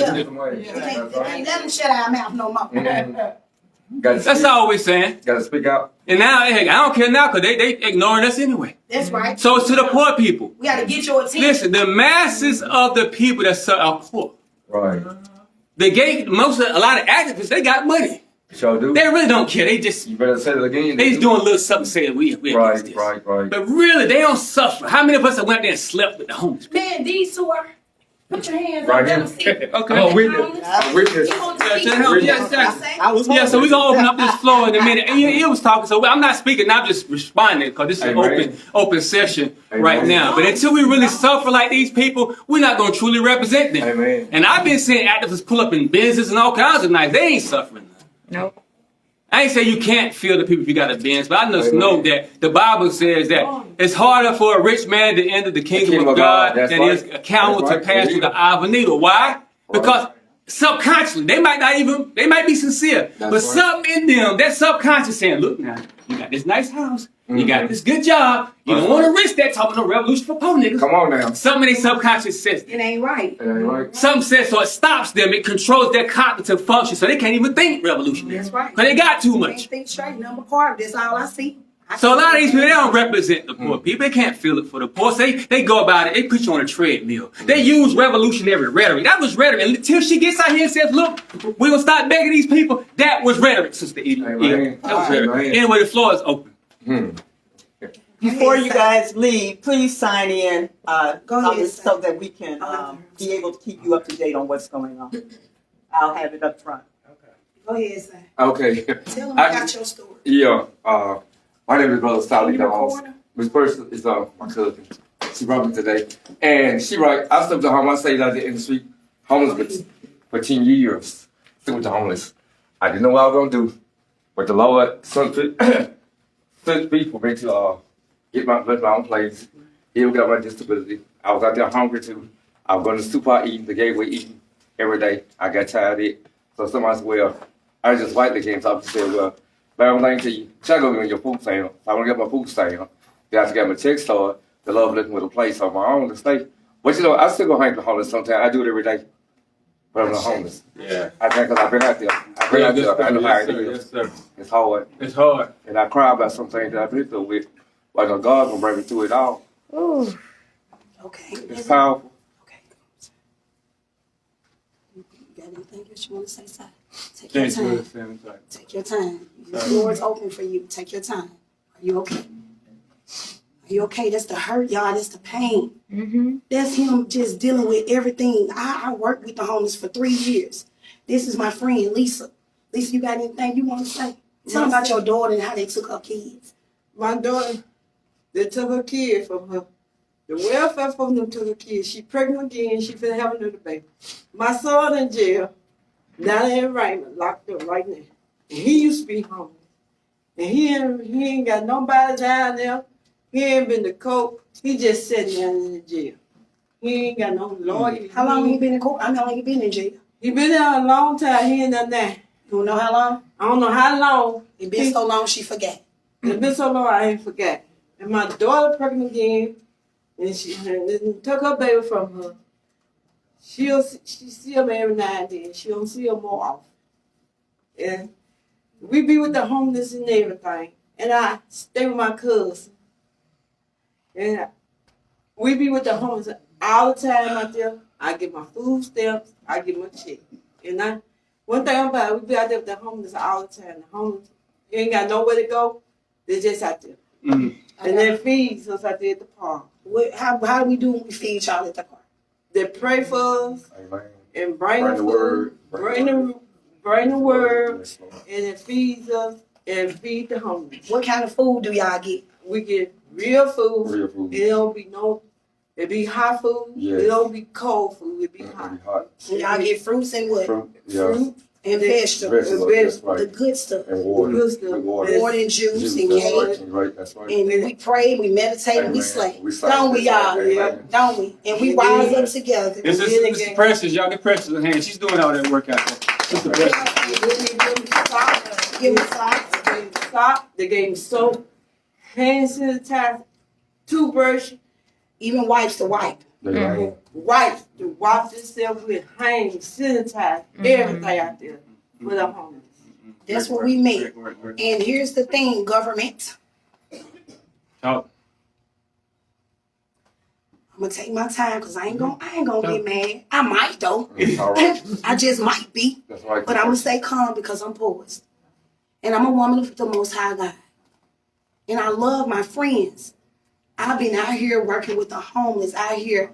I've been on food stamps, Medicaid, commodities, Section 8, all the systems.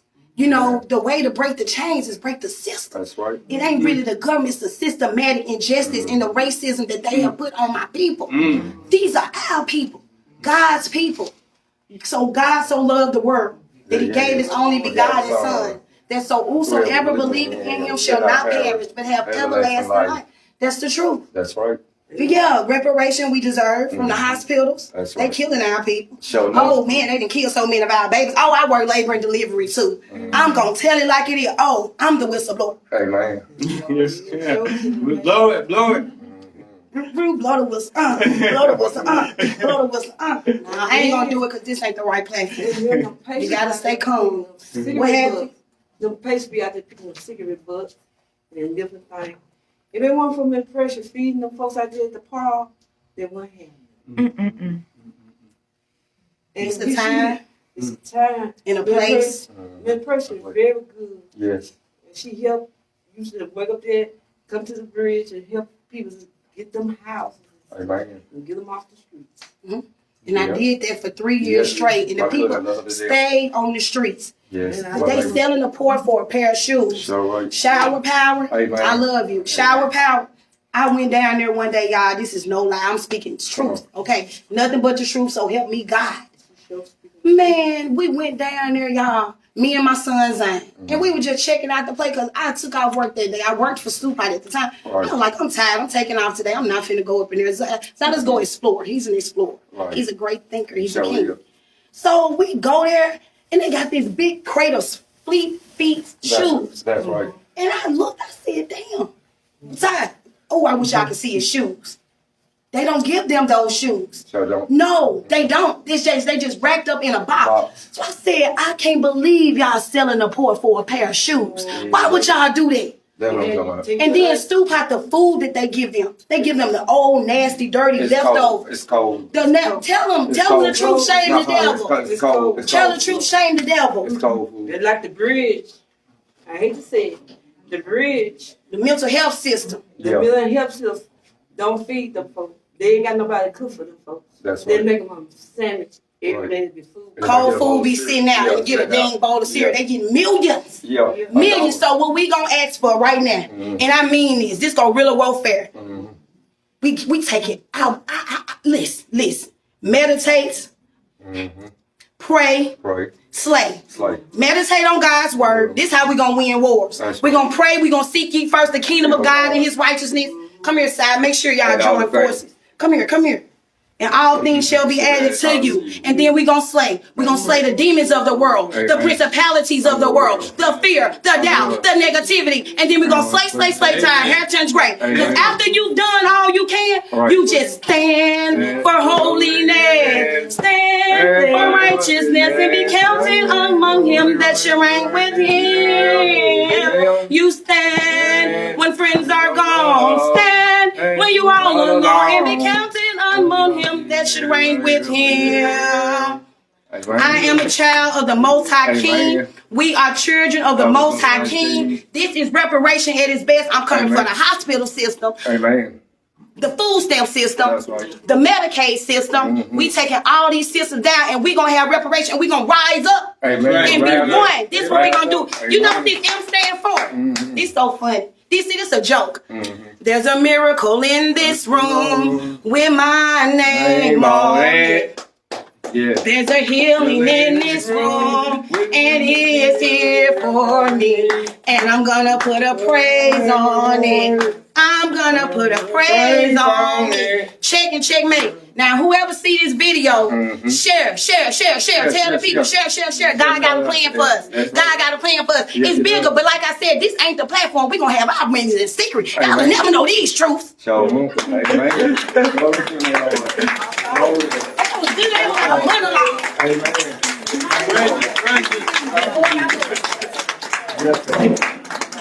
Have your way, Lord. That's Sister Precious. She's doing great work. We actually met her. We was out there. We canvassing the hoods. We saw the sister out there doing great work, feeding the people, feeding the homeless. Anybody else got anything you want to say? Okay, anybody else? We got the president of the Republic of New Africa here. I think the vice president as well. You want to say something? Not much. Give us a couple of words. Republic of New Africa is at the forefront. Their philosophy is to take over these 5 states for black people lawfully as an independent nation for black people. The Republic of New Africa. This is the president. Looking right there, right there. All right, free the land, everyone. Free the land. Free the land. I'm so. I just feel honored to be in the presence, honored to do this work day in and day out, and linking with other brothers and sisters that are 100% committed. This particular, to do this, you're gonna have to be 100% committed. 100. You can't kind of, sort of, you can't be kind of maybe. You have to be 100% in, period, because this is our blood responsibility. The reason why we've had so many issues is because we're conditioned to look outside of ourselves. Everything is outside of ourselves. It's our blood responsibility to build for self, to rebuild all of our family institutions, our family kingdoms and dynasties, and the ways and means in which we as an African people, we as a new African people organize. We as indigenous people organize in terms of building our villages and communities, right? So it's only us. There is nobody else. Ain't nobody gonna come save us. Okay? The Spirit of the Most High dwells within us, right? The Most High uses nature. We are nature. We are that nature force. So, you step this way, you got to step 100% committed, because if you don't, you are an enemy to your people. Free the land. By any means necessary. Enemies, that was Sister Samad, powerful, the president of the Provisional Government of the Republic of New Africa. She said, "You are the nature." I know. I always get people mad when I speak. I think they say I step on toes, but I was at a speech. What was it? Dr. Khalid's birthday or something speech held by Hashim and Zinga. The members of the Nation of Islam, which teachings I come from, they were in the audience. One popular thing amongst the Nation of Islam, we always say that Allah is going to take care of our enemy, and He uses the weather and stuff. So I said, we ain't waiting on no snow. Just like Sajid said, we are the snow. We are the nature. If you wait on nature to take care of your enemy, I mean, nature may can assist you, but you got to stand up. You got to stand up. In the Quran, it says God only intervenes when fear is removed. So first you got to stand up and prove that you are a person of God and you have no fear. You have complete love of your people. Then that God intervenes, but it'll be intervening from within. It might be something in yourself that triggers the rain to come down, because then we have that kind of power. So we are the nature. We don't just sit down and wait for nature to get rid of your enemies. We got to do something ourselves. So thanks for that. I like that, President Sa. Mama Ayo. Mama Ayo is a great of the movement. Is Mama Ayo the vice president of the Republic of New Africa? If you want to say something, you are welcome. We have powerful people in the building today, but overall, the power is not in our positions. That's not where the power is. The power is in our sincerity of spirit. I think Imam Shahid, who's here, he would tell us that the Prophet Muhammad said, religion is sincerity. Religion is sincerity.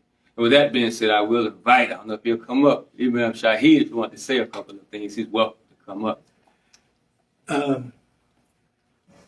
I appreciate the invite, but you've said it all for me today.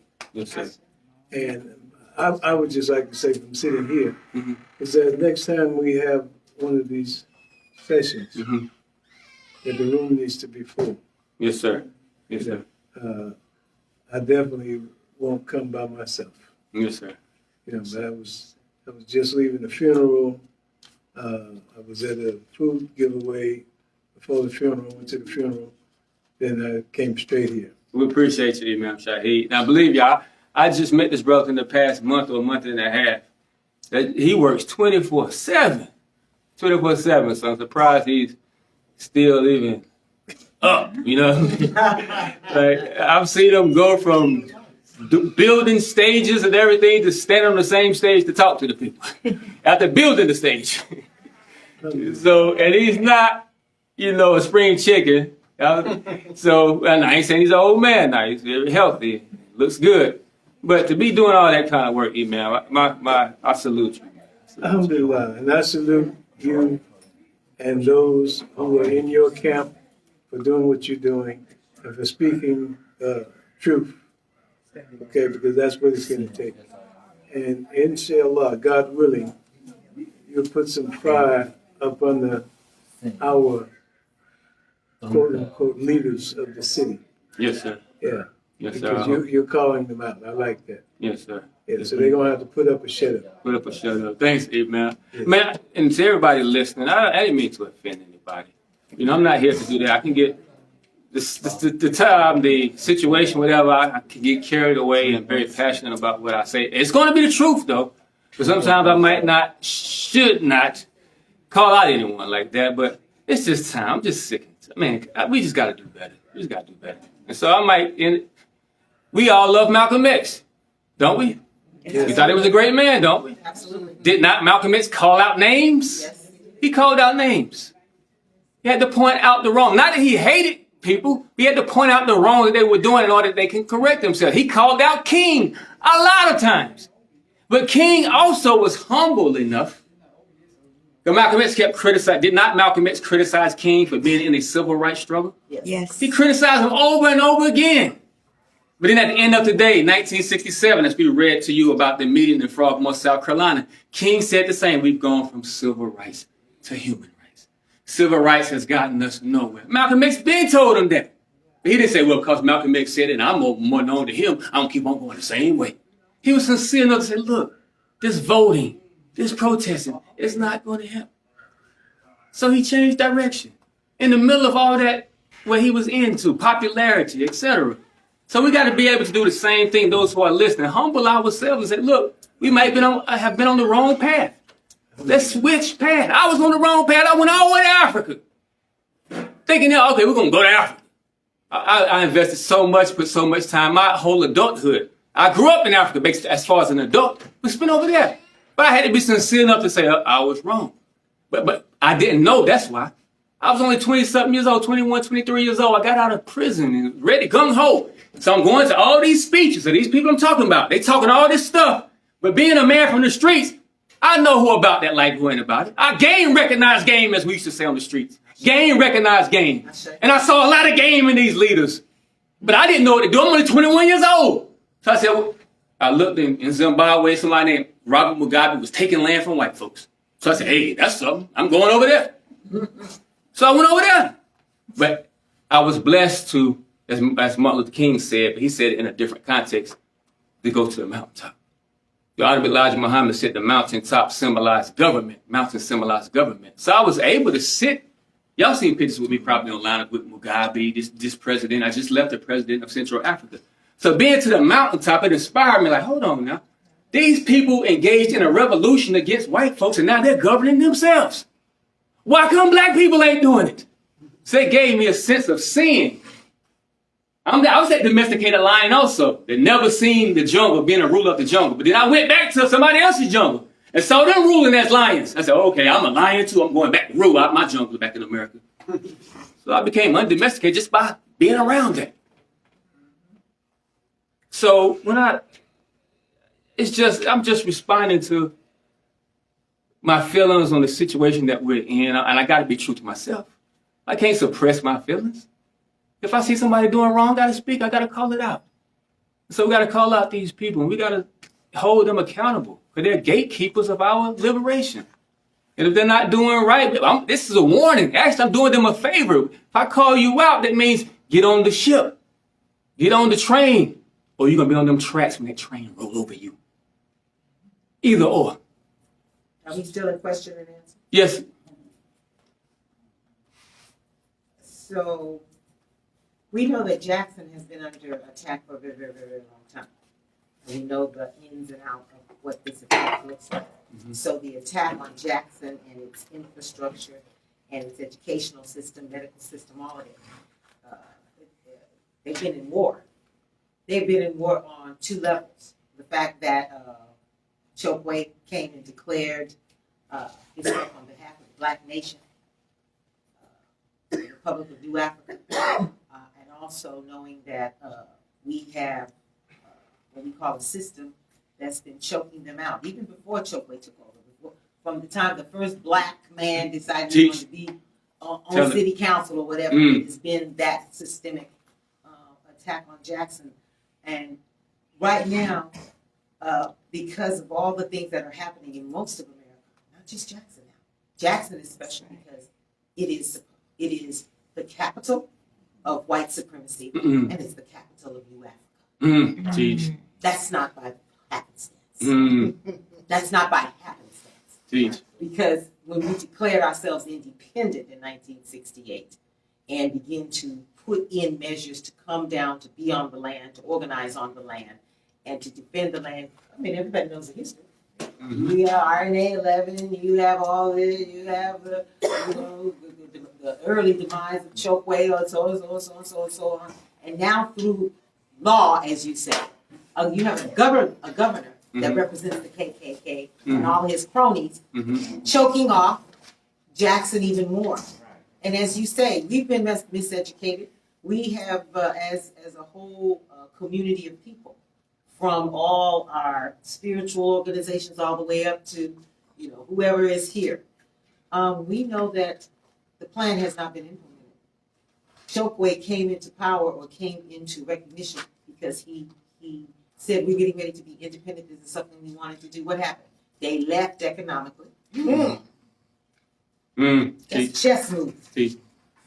So at this particular time, you're asking people to come in and defend the queen on the chessboard. To defend the queen, and you're asking that the strategy be the call for self-determination.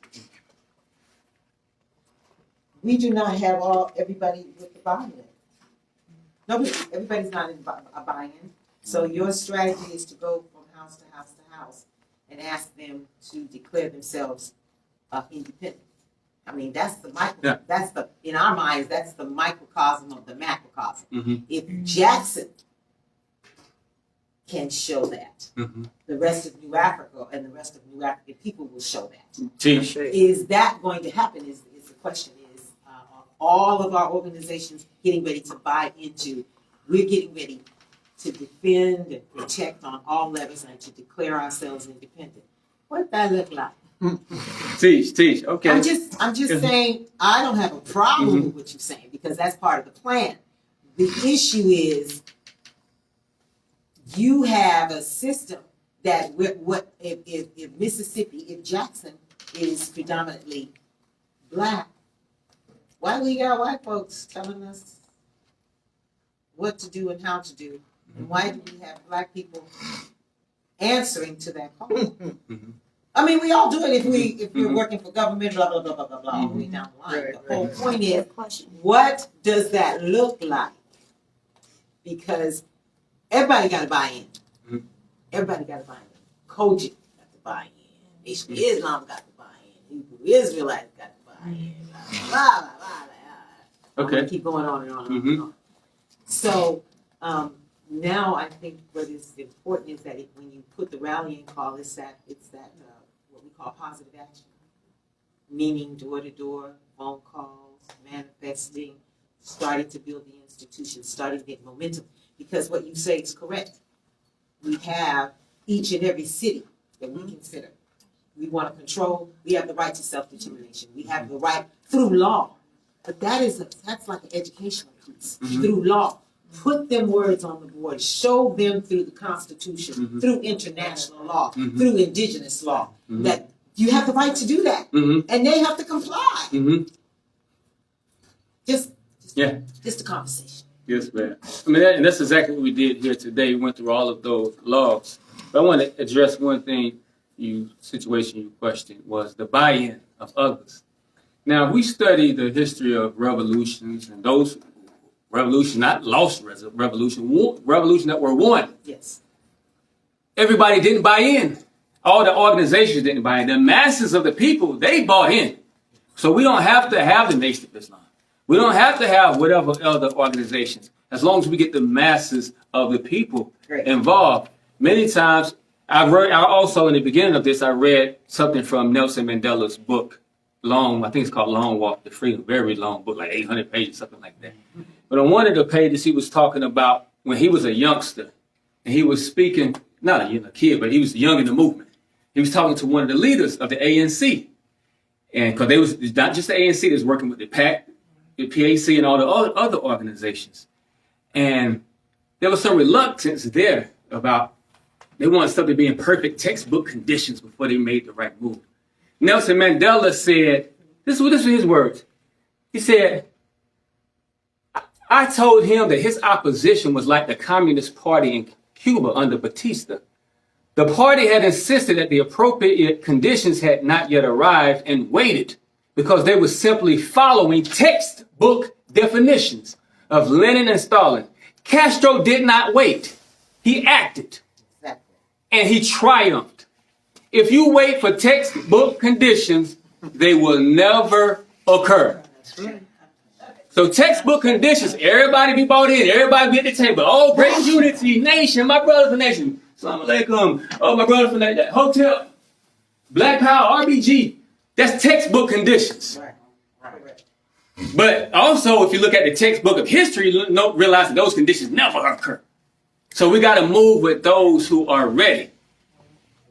I was living in Zimbabwe, getting ready to move to Egypt in 2011. You know what happened in 2011. As soon as I get ready to move, they have uprising there. But the organizations that were the heads, historically the revolution, the Muslim Brotherhood and all of them, they didn't join in. It was them regular kids, people from the streets. Now later on they came in, well, we're this, so we've been organized for 50 years, 80 years. Let us take charge. They only came later when the movement. I was in Baltimore, Maryland, when they was marching, when they killed Freddie Gray. I didn't go for that. I just got there the day they killed Freddie Gray.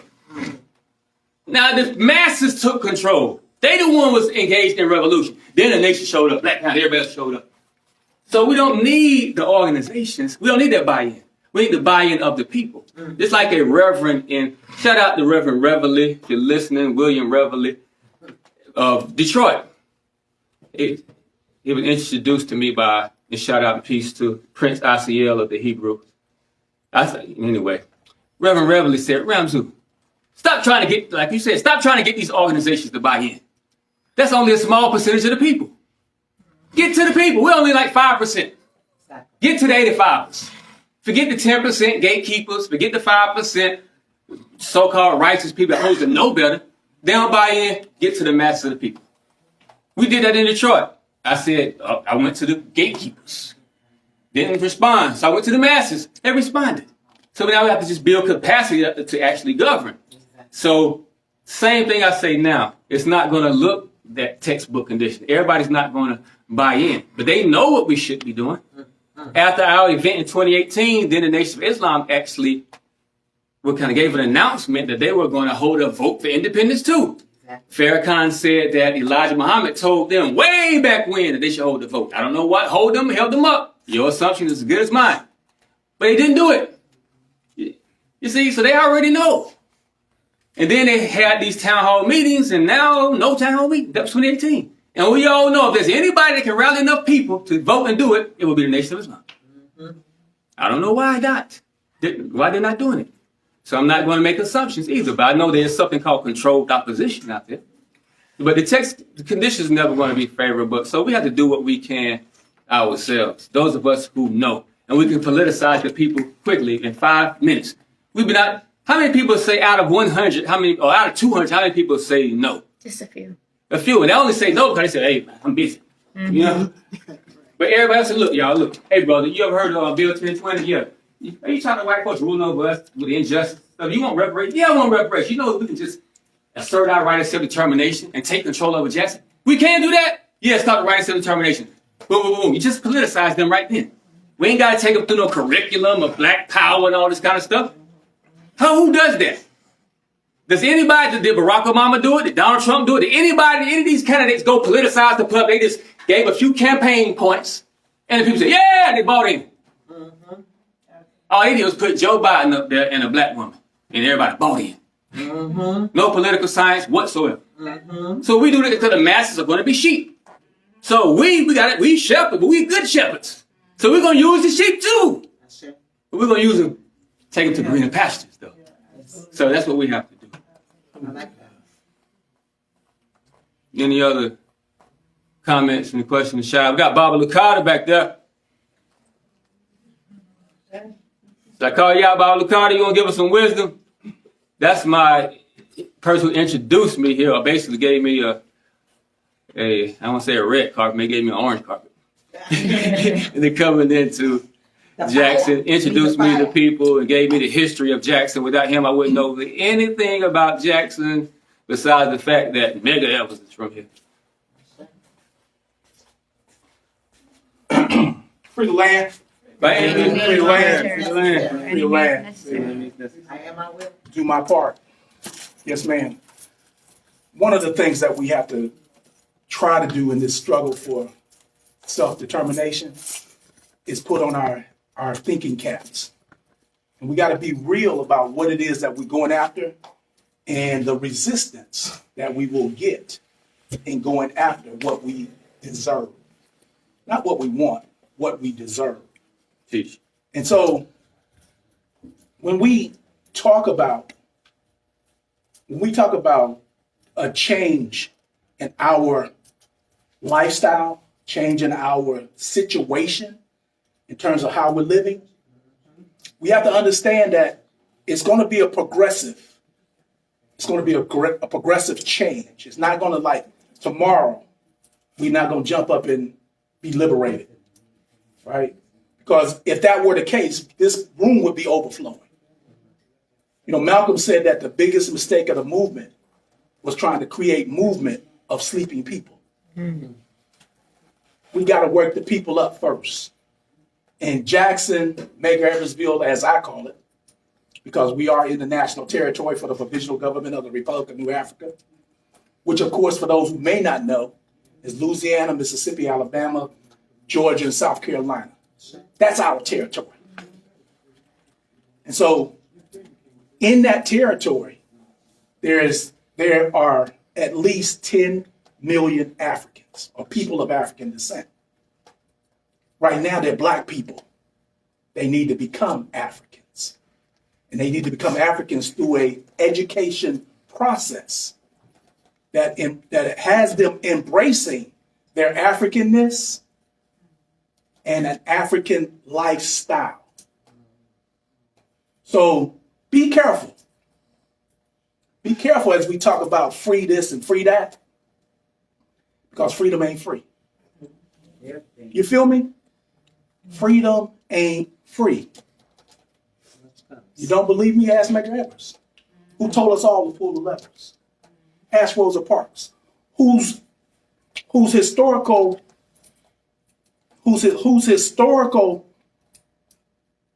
example should inspire us all to make our own historical marks. Ask Dr. King, who simply wanted to hear freedom ring. Ask Malcolm X, who told us all to study the text. Ask W.E. Du Bois, who told us to make some noise. Ask Fannie Lou Hamer. You know they couldn't tame her. Ask Mario Bedelli, who told us we were in the belly of this beast. We got work to do. Let's get busy, y'all.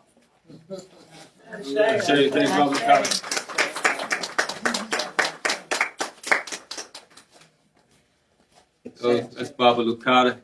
even though I would differ, not in a way, I would differ in certain one thing he said. I don't think we're going to be able to wake everybody up. Most revolutions didn't occur with everybody being woke. We just have to have enough people woke. Then once we take over with enough of us that are woke, like I always said, the rest would be sheep. They're always going to be sheep. Until we, like Mao Zedong did. He didn't wake everybody up. They had enough people woke to engage in a revolution in China. And then once they took over, now they controlled the curriculum. Now everybody became conscious Chinese, so to speak. So once we take over, then we can make everybody conscious Africans. But now we're going to lose the fight because somebody controls our media. So they're going to destroy our dissemination of information. We used to have something called rap music. Because I don't call that day rap. We used to have something called rap music. We used to have something called hip hop. Did now we have a Chuck D saying, fight the power? Did now we have a poor righteous teachers? Yes. Did now we have an African Bambaataa, Brother Jay and all of them? We had all those people.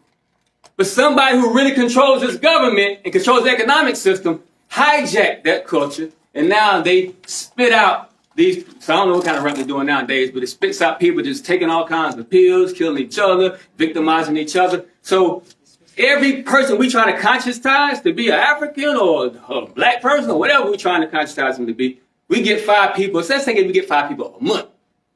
They get 5,000 people every 10 minutes. On the wrong side, the enemy does. So we're going to fight a losing battle trying to conscientize them. But if I take over this city, control the airways, shut down that radio station. I think Nas had a son said, go to every station, wreck the DJ. Go to every station. Get out of here. That erase all that data of them stupid rap songs they got. You put dead prayers on there. Or whatever conscious rappers we got. So now we control the information. So now we can politicize them, make them new Africans. But until then, they new niggas. Ain't nothing but new niggas. So we got to actually get some control first.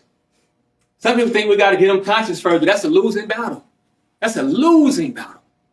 We had all kinds of organizations. We ain't succeeded yet.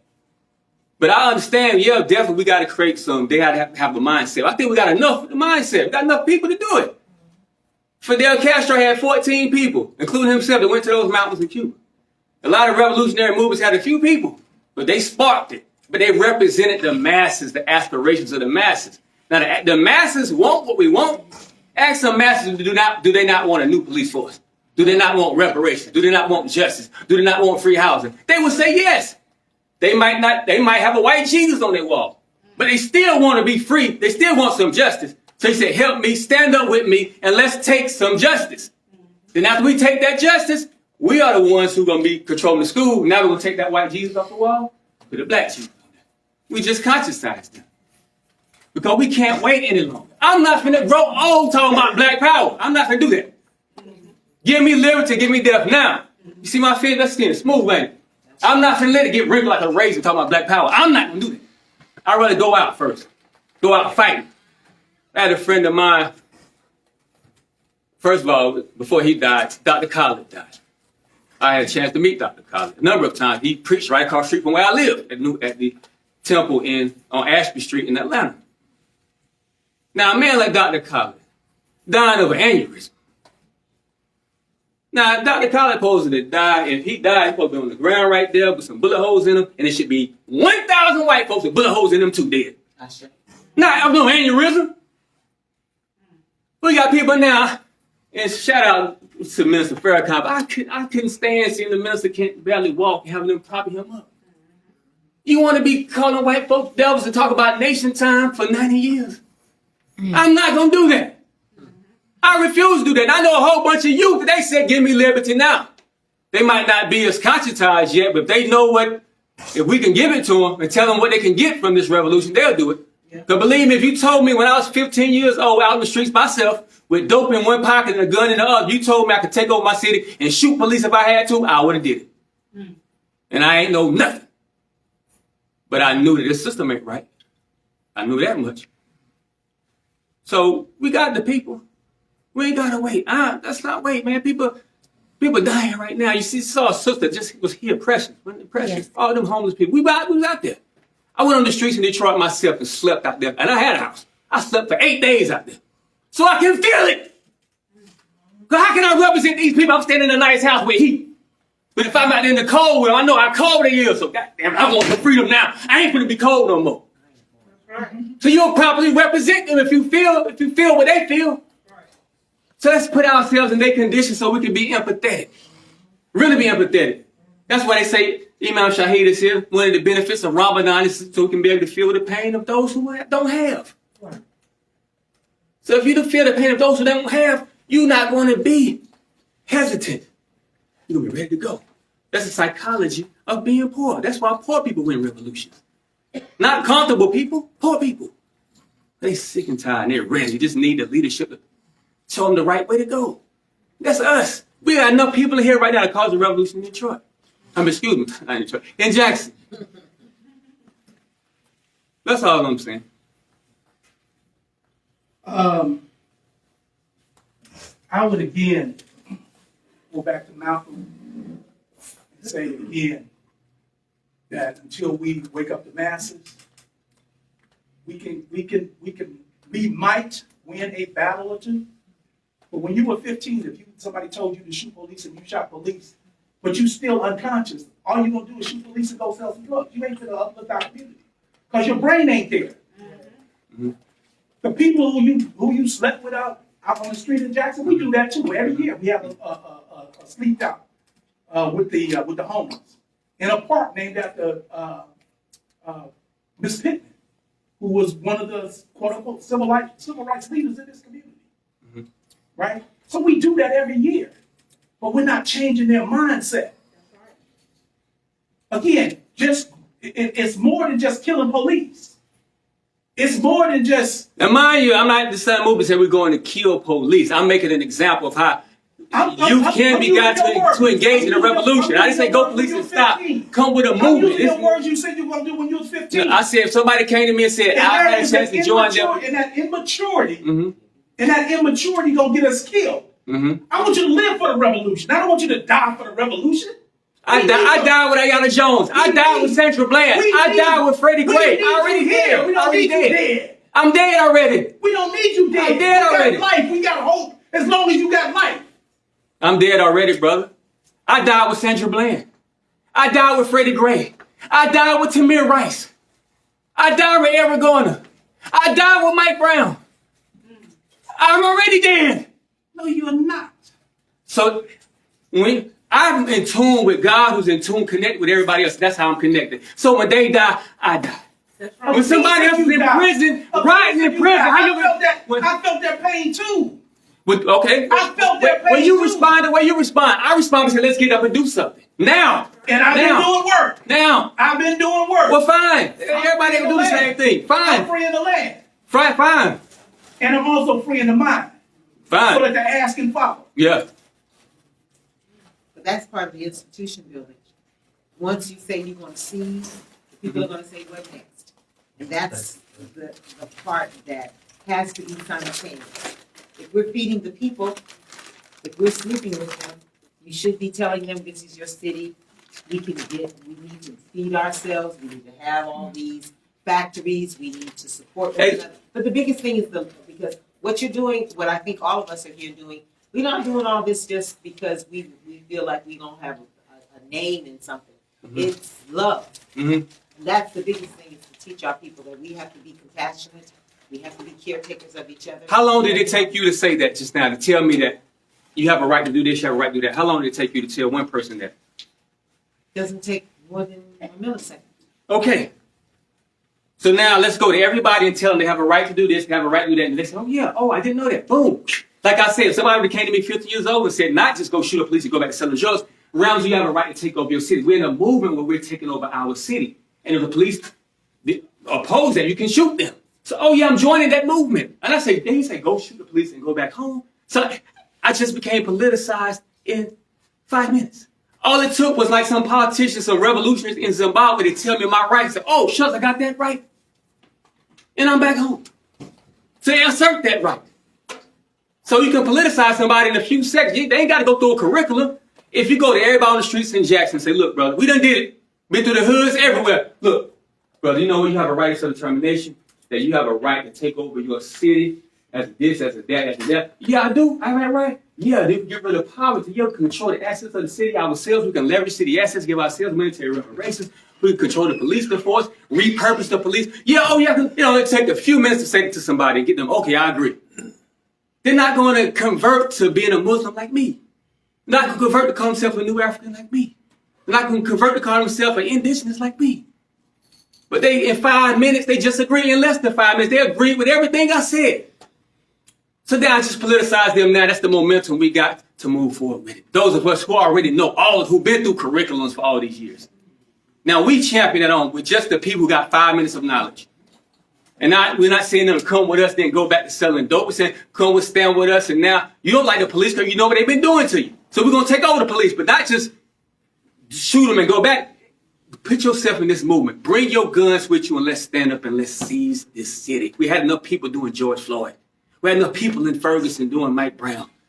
If the right ones of us would have got out there and told them, look, y'all, but instead of going out there and telling them that, we went out there and said, no justice, no peace. They said, look, y'all, all right, y'all, calm down. Everybody, we got a right of self-determination.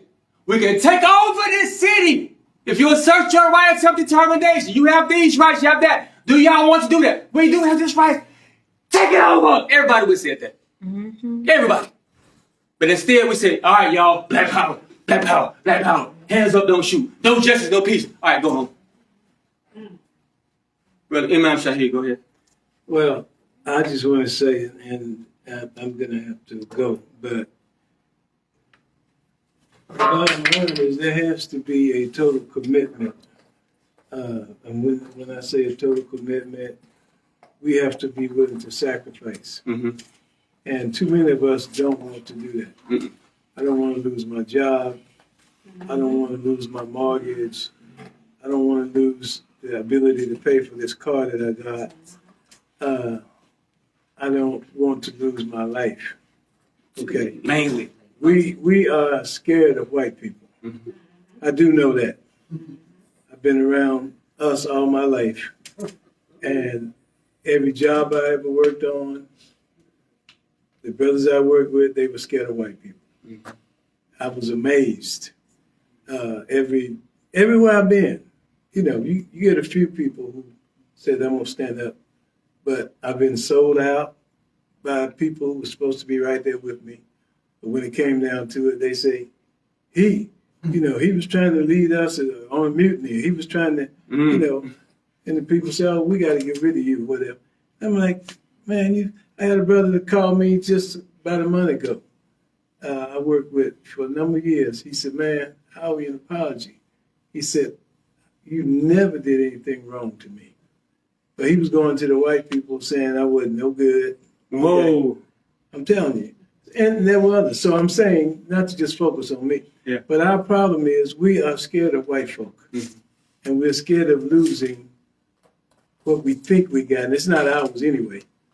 Because you only own 3 things: the clothes you worn out, the food you've ate, and the deeds you've done. Everything else is not even yours. It's just on loan to you. So we're clinging on to, trying to hold on to what we got. Like you say, people who drive in the Benzes and stuff, they're scared of losing what they got. But for God's sake, okay, God first, mm-hmm. because this is a God mission mm-hmm. for us to liberate people, for us to liberate ourselves. We have to be willing to make that commitment all in. You see, if I lose my life, if I lose my home, or whatever, so what? It ain't my stuff no way. You see, we all belong to God. Then if we belong to God, what we have belongs to God. Jeez. He just loaned it to us to see what we're going to do with it. Jeez. So my life, my death, my prayer, my sacrifice is all for God, the Lord of the worlds, who owns everything, you see, and it's going back to him in the end. So what am I afraid of?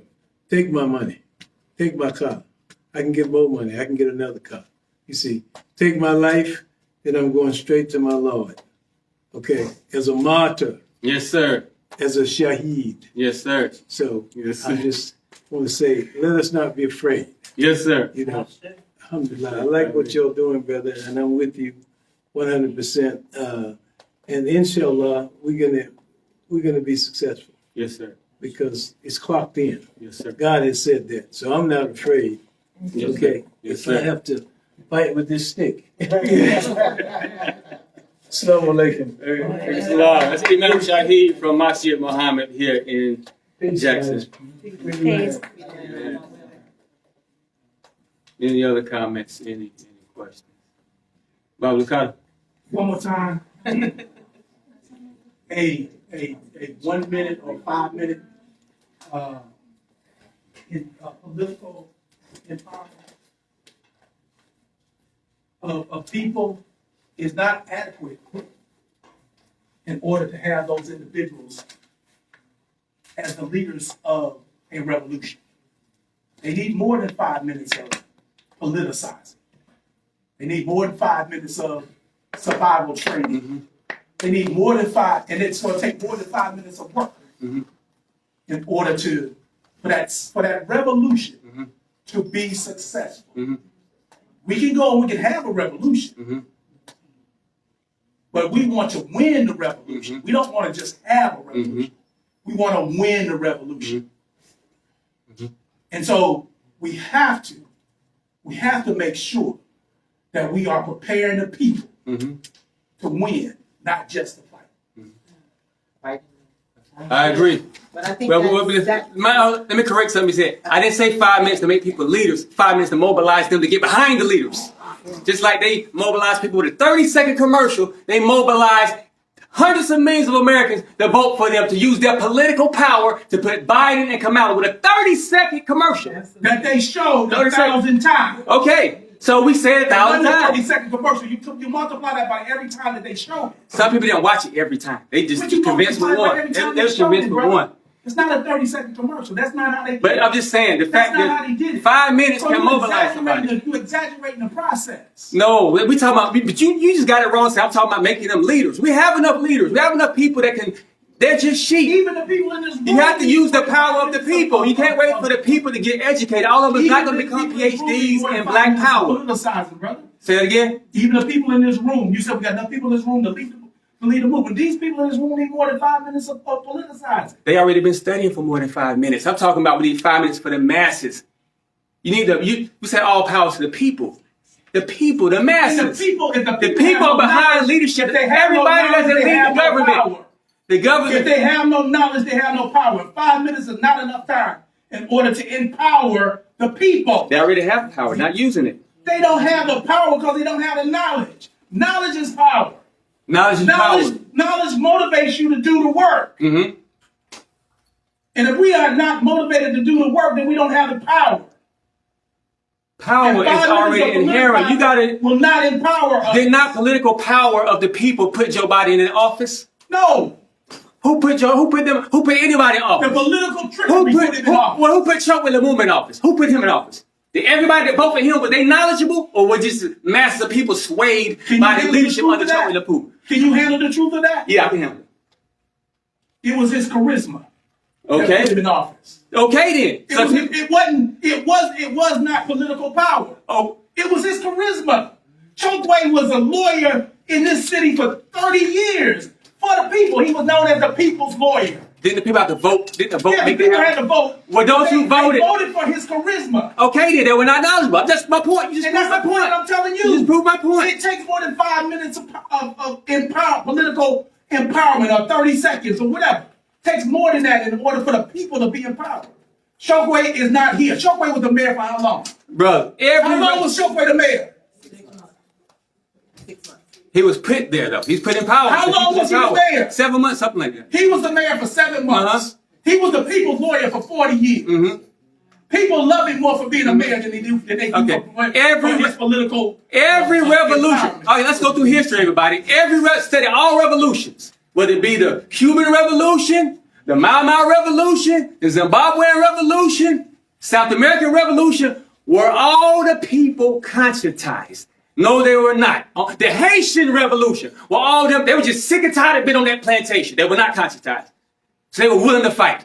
Just Toussaint Louverture, Dessalines, they were sophisticated black power people. But the rest of the people knew nothing. They were just tired of being slaves. So that's what we're saying. Use the fact that our people, it's not knowledge that creates change. Like Elijah Muhammad said, knowledge does not create change. dissatisfaction creates change. And we have enough people that's dissatisfied. And We have critical if you mass. get a change of people who don't have knowledge how to govern themselves, you end up right back on the plantation. Who's governing them now? Who's governing them? The plantation owners govern them. Okay, do you know how to govern them? No. You don't know how to govern them? No, I do not. Wow. I do not. You don't either. I can govern them. I can govern them. can't. Well, how are they being governed now? Did Chokwe Lumumba know how to govern people? No. He was in that position, though. He was learning. But he was in that position. He was in that position. Understand. Chokwe served on city council before he ran for mayor. Listen. The reason why he served on city council because he wanted to understand the system better. He was still learning. Learning there that are system. tricks. There are tricks to. But was he in a position of government? Was he governing the people? Was he in a position of government? He was in the position, but he wasn't. Okay, but he still was not an adequate leader. He was not an adequate leader. He was still learning. Okay. His power was his ability to understand and analyze the situation. How many politicians? He just didn't have enough time. Uh-huh. He did not have enough time in order to do the work that he wanted to do. We got to be real with this thing, brother. That's all I'm saying. We got to be real with this thing. This thing is not going to happen tomorrow. I don't care if you do get every African in Jackson. Like I read. You get every African in Jackson and you give them 5 minutes of political education and they're stimulated. Because those who lead like yourself don't want to do nothing. Don't want to stand. Listen, let me read this. Let me read this right quick. If they're stimulated by your lecture. Yeah. Let me read They're it. emotionally drawn in. Yeah. And that's what happened with Black Lives Movement. Some people are emotionally. They didn't have no plan. They didn't have no plan taking over. Listen, I'm going to read this again, Baba Lukata. And I'm going to read it. This is the third time. This is Nelson Mandela speaking. This is from Nelson Mandela's autobiography. I told him, like I might be telling Baba Lukata or anybody, his opposition was like the Communist Party in Cuba under Batista. The party had insisted that the appropriate conditions had not yet arrived and waited because they were simply following textbook conditions. Castro did not wait. He acted. He triumphed. If you wait for textbook conditions, they will never occur. If we wait for everybody to wake up, it will never occur. We will be here forever talking about let's conscientize the people while they out there smoking crack, shooting up themselves, popping pills. And everybody be doing it in 10 years. So we got to act right now. Because there will never be textbook conditions, brother. Never. And the thing that you have to do is you have to calculate your actions. I ain't saying you calculate them, but there won't be no textbook conditions. They're very calculated. And there's many revolutions. I just sat with the government. That was that first time in government in Central African Republic. I was just with the president. They never knew government. They're governing themselves because really the structure's already there. Somebody just sits in the seat, might be a teacher or something. Venezuela had a they're still learning. Okay, we learned, but they're still moving somewhere. They're still moving. Gaddafi was still learning, but he was moving. And they're still learning. Okay, we're always learning. We're always learning. We're always perfecting. So the process has to be multi-tiered. It can't be singular. It can't be just politicize us and then run out there and take over. That can't be. That's not going to work. Well, those white folks that just took over Jackson, do they know? They didn't take over last week. Excuse me. They passed the bill in 1 week. No, they didn't. In a few months, they took past the bill. And y'all been colonized. Y'all can sit here and be colonized. Well, you know you have a right of self-determination. Well, I know. We have a right of self-determination because you are not acting on what you know. Go ahead, sister. Well, I think that you're going to always have people that ask these critical questions because we want to be as organized as possible. The whole thing is organization. And when you begin to take on a lifestyle or a mission or a political view, it's almost, in my mind, in my melanated spiritual being, we already know that all that thing is simultaneously going to happen. As we work with self, we work with family, we work with community, we work with nation. That's like the process of, I don't know how to explain it. It's like you are always going to be on a whole bunch of different paradigms. We already know. She got an expertise. She has an expertise. This brother has an expertise. You have your mission. But if we all say we finna seize the city, we're gonna plant ourselves. Because I'm not gonna do what she does. I'm not gonna do what Ia does. I'm not gonna do what you do. But you all on the same mission because you already know what the purpose is. We have masters. If we say we're gonna seize the grocery stores, we're gonna seize the transportation. Everybody gotta have that. In my mind, that's an automatic given. Baba Bukata is saying that isn't a given. But we have people right now who can do anything and everything in this city. And I'm not saying one person does it. I'm saying a whole bunch of people. You're asking the masses to wake up, to begin to grumble, and to begin to ask questions that have been maybe said and talked about, but never bought into. We're asking our people across the board to buy into the notion that we have the human right to self-determination. That's why we're all here. That's why we're on this mission. Our creed says it. Our Declaration of Independence, and I'll talk about the new African, says that we have the right to determination. And then we have another element, the human right. Our people, as the brother said, are fearful because they have never seen it. We're the ones that are supposed to make it manifest. And that's what you hear when you get into groups. Fear that we cannot do this. Yet, we are the descendants that after emancipation, after the 13th Amendment, within 6 months, we built cities and was running them, having our own economy. Within 6 months, and then we had that repeal, and they took it all back, and the U.S. government and whatever. Political power means that the whole world and everybody supports the action that's getting ready to occur in many of our cities. Jackson ain't gonna be the first city that does this. You're just going to be the spark that starts it, because they say, how they do that? What law did they use? What manipulations did they use? How do we tweak it for our place, our time, our fashion? Who are the let's say the technicians and the experts going to do it?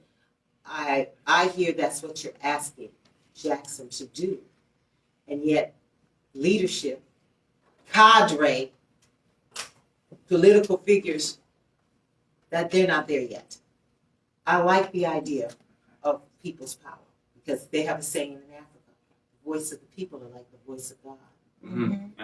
So when we declare self-determination, it's going to be a rocky battle because remember, we're dealing with personalities. We're dealing with stuff that we have to detox from. Yeah, we got fear. It's called epigenetics, post-traumatic slave syndrome. I'm just saying, those are the things, and all of us are trying to figure out what's the key. Yes, TV, radio, video, music to help that spark. When you say 5 minutes, I think of that as an allegory. Of course, it's not going to be 5 minutes because in order to win the war in Nam, what did they do? The Vietnamese, every 20 minutes, 30 minutes, they was pushing out information to our soldiers, black soldiers, saying, why are you in this war, black man? You ain't treated well in your own country. You've gone through this and this, because they studied who we were and how we were and what our condition was and why we were on the front lines. We remember. And we remember why the Amerikkka didn't win that war. Because we decided that we weren't going to help America win that war. I'm just saying, y'all, don't think that it cannot be done. It just takes intent. And yes, it's going to be some struggles. Yes, it's going to be some hard times. Hasn't Jackson been under hard times? Long time now? Where else do you have to go except down or around in circles? Around in circles. So the effort and the energy is valid.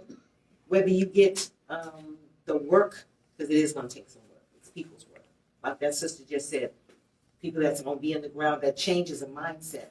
Because first of all, brother, yeah, we might feel like we downtrodden and everything, but we still don't love one another in order to make that ultimate sacrifice to one another. To love, protect the elders, to defend the children, to help one another, to pay attention when somebody is homeless, to give that spirit of Shabbat. It's going to come, but as you politicize, but it won't happen until it gets to that critical point, because we all know dialectics. Revolutions come in a millisecond, but there's still work. So I don't oppose, because we're all trying to do that. Republic of New Africa trying to do that. Huh? This supposed to be our city. And look what we have and have not done. Just saying. Yeah. That's it. That's what I'm talking about. Teach. Building on what you said, before you all came, we read, I don't know if you all were here. I think you all were not. No, you wasn't here. We read from the U.S. Congress Senate committee had a hearing in 2016 on national self-determination movements. The hearing of a whole bunch of congressmen on the Senate committee.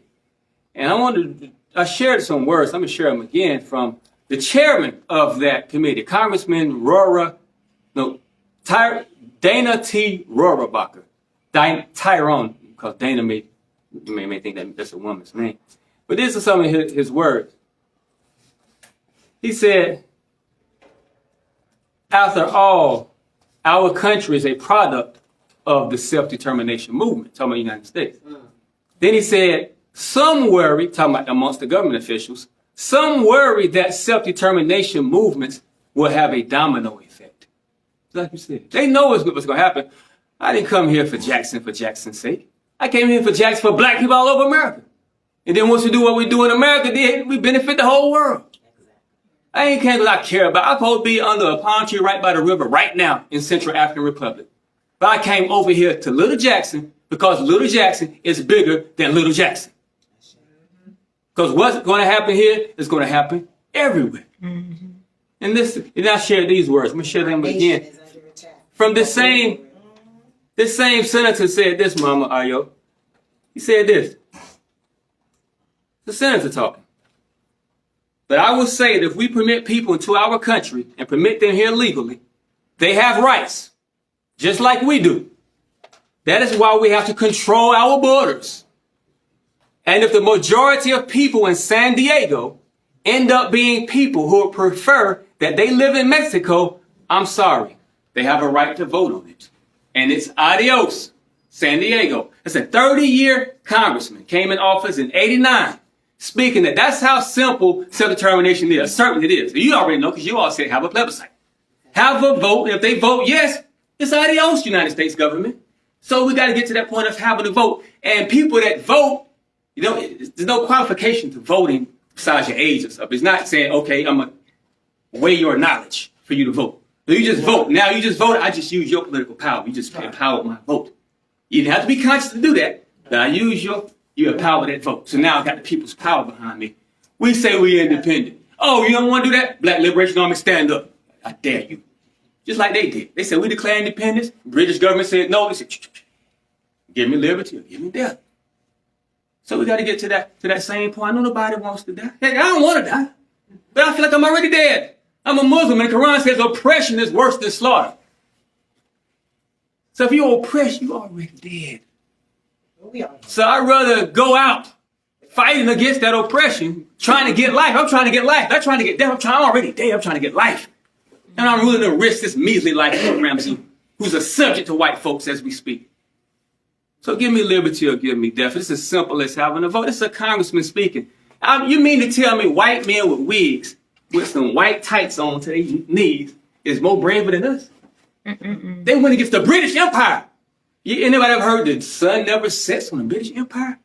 So you mean 13 little colonies were willing to stand up against the big British Empire who controls China, Japan, everywhere. But they said, give me liberty, give me death. I'd rather die, man. I've been to countries where Muslims, they throw rocks at tanks. Could they make it hot? I don't care, kill me. The guy in Tunisia, he would burn himself to death. Said, man, I'd rather burnt himself, not shoot himself, burnt himself. But we ain't willing to stand up and risk our measly little sorry life for the 40 million, 50 million black people. We got to start somewhere. And it ain't going to be textbook conditions. Any other comments, any questions? We appreciate everybody for coming out. Anyone? Any critiques, any input? I already told you, we all sitting here. We got a whole bunch of years. Okay. We ready. of farm and food sacrifice. We're trying to rebuild Jackson, trying to seize properties. I mean, it's on so many multiple levels here. What about our health? What about the health system here? What about the miseducation system? All of that, when you talk about self-determination, are people, will they buy in? They will buy in. I know that if you tell people that you deserve free housing, free medical care, free education, and the education is getting ready to look like this, and the housing is getting ready to look like this. My question is, will we have the workforce to make sure all of these broken down houses being fixed up one by one, and one's determined as a guest house, one's determined as a dormitory, the one's determined as a vocational school, because that is collective work and responsibility. Sometimes the only way to answer a question is to put it to the test. Put it in action. That's the only way to get to that question. And that's it. But I think they will. We got a lot of people willing to work. You heard that Jackson, those who may have been to Detroit or know what Detroit looks like, Jackson looks like Detroit. Exactly. There's a whole bunch of properties everywhere, a whole bunch of blighted properties. We can come and occupy the city. Start building these and rehabbing these houses, living in them. The mayor just said it's going to be the most radical city on the planet. So we're not just calling the activist sister Ian, we calling out the mayor too. I love you, brother. Your words attracted me here. We're going to be self-determination, most radical city on the planet. We have nothing to lose except our change. Those are the words of the mayor. So those of you all who may be listening on Facebook or whatever, let's work. Let's come to Jackson. June the 25th. We saying occupy Jackson. June the 25th. We're going to be at the city hall. And we're going to turn it up.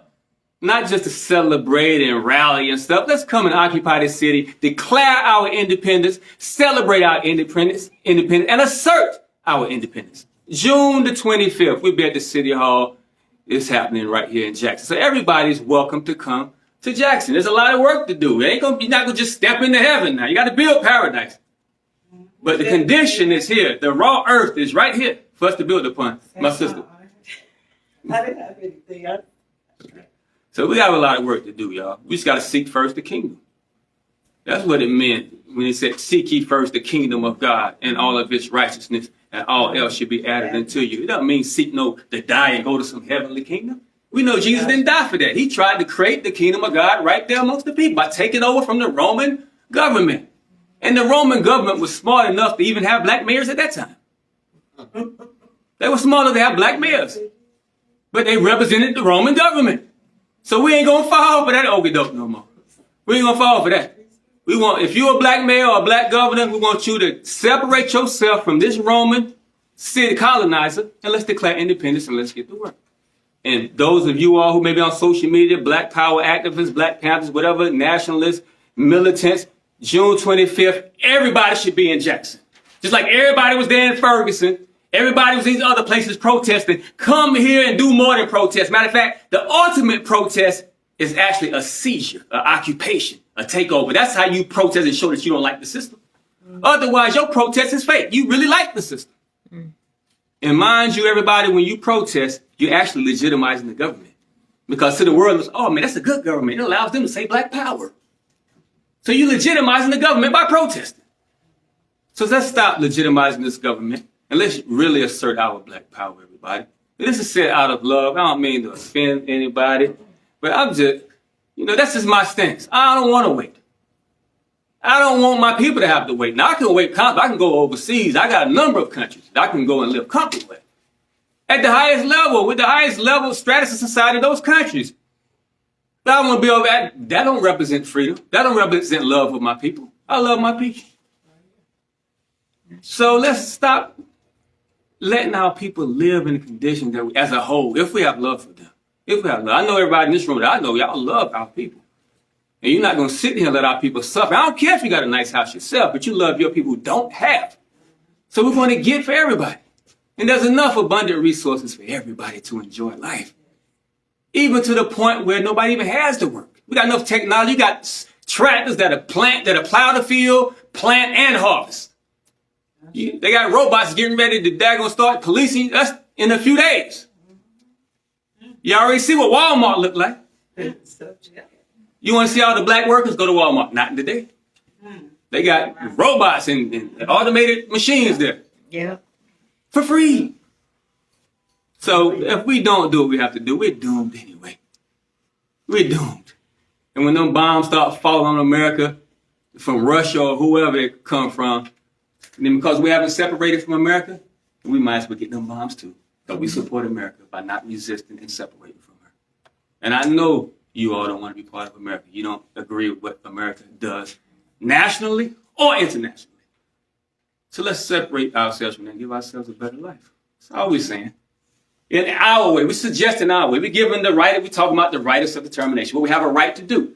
Now, whether you take that right seriously and assert it, that's up to you.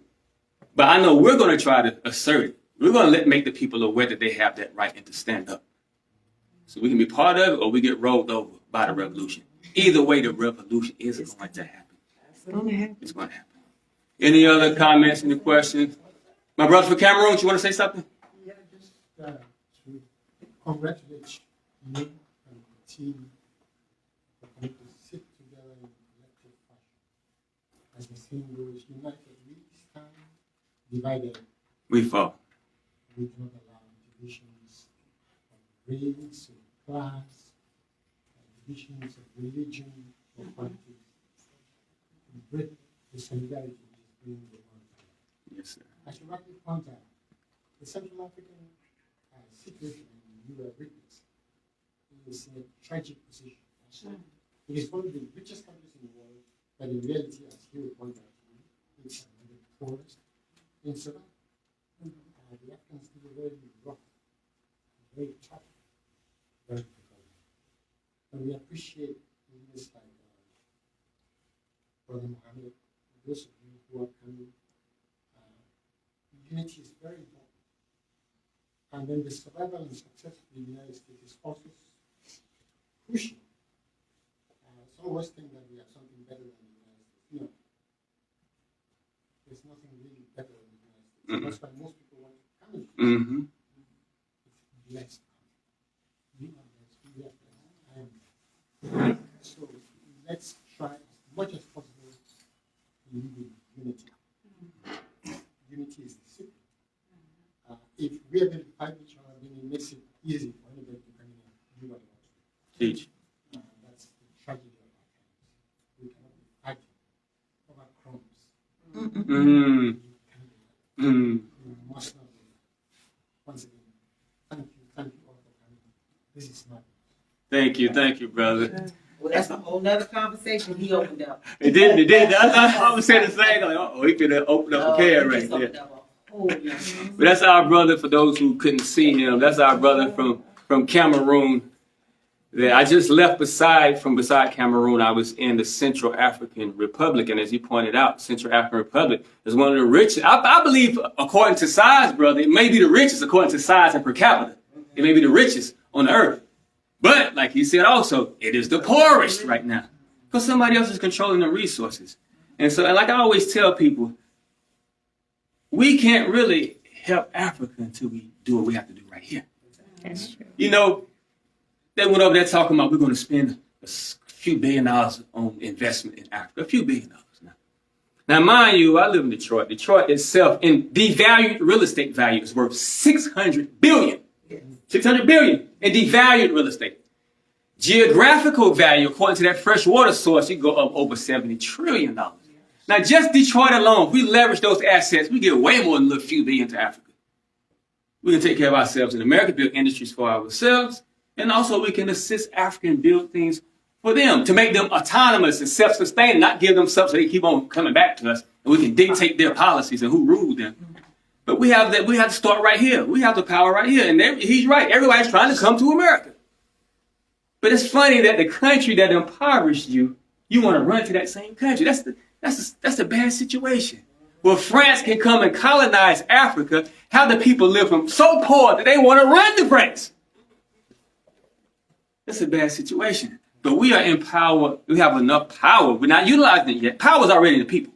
We just got to utilize that power. We have enough power here that if we utilize it, we can change our condition for Jackson, for Black America, and for the whole world. We can set that example and utilize our resources to actually help them utilize their resources for themselves. Any other questions in the comments? But thanks for that comment, brother. I want to open up that book that you just opened up a big book there. But he's right, though. Only because we consider ourselves to be nationalists. When we talk about reparations, we're definitely charging European countries, Mm. For crimes against humanity. Africa is going to do the same, but Africa has to, as we do, declare themselves self-determined.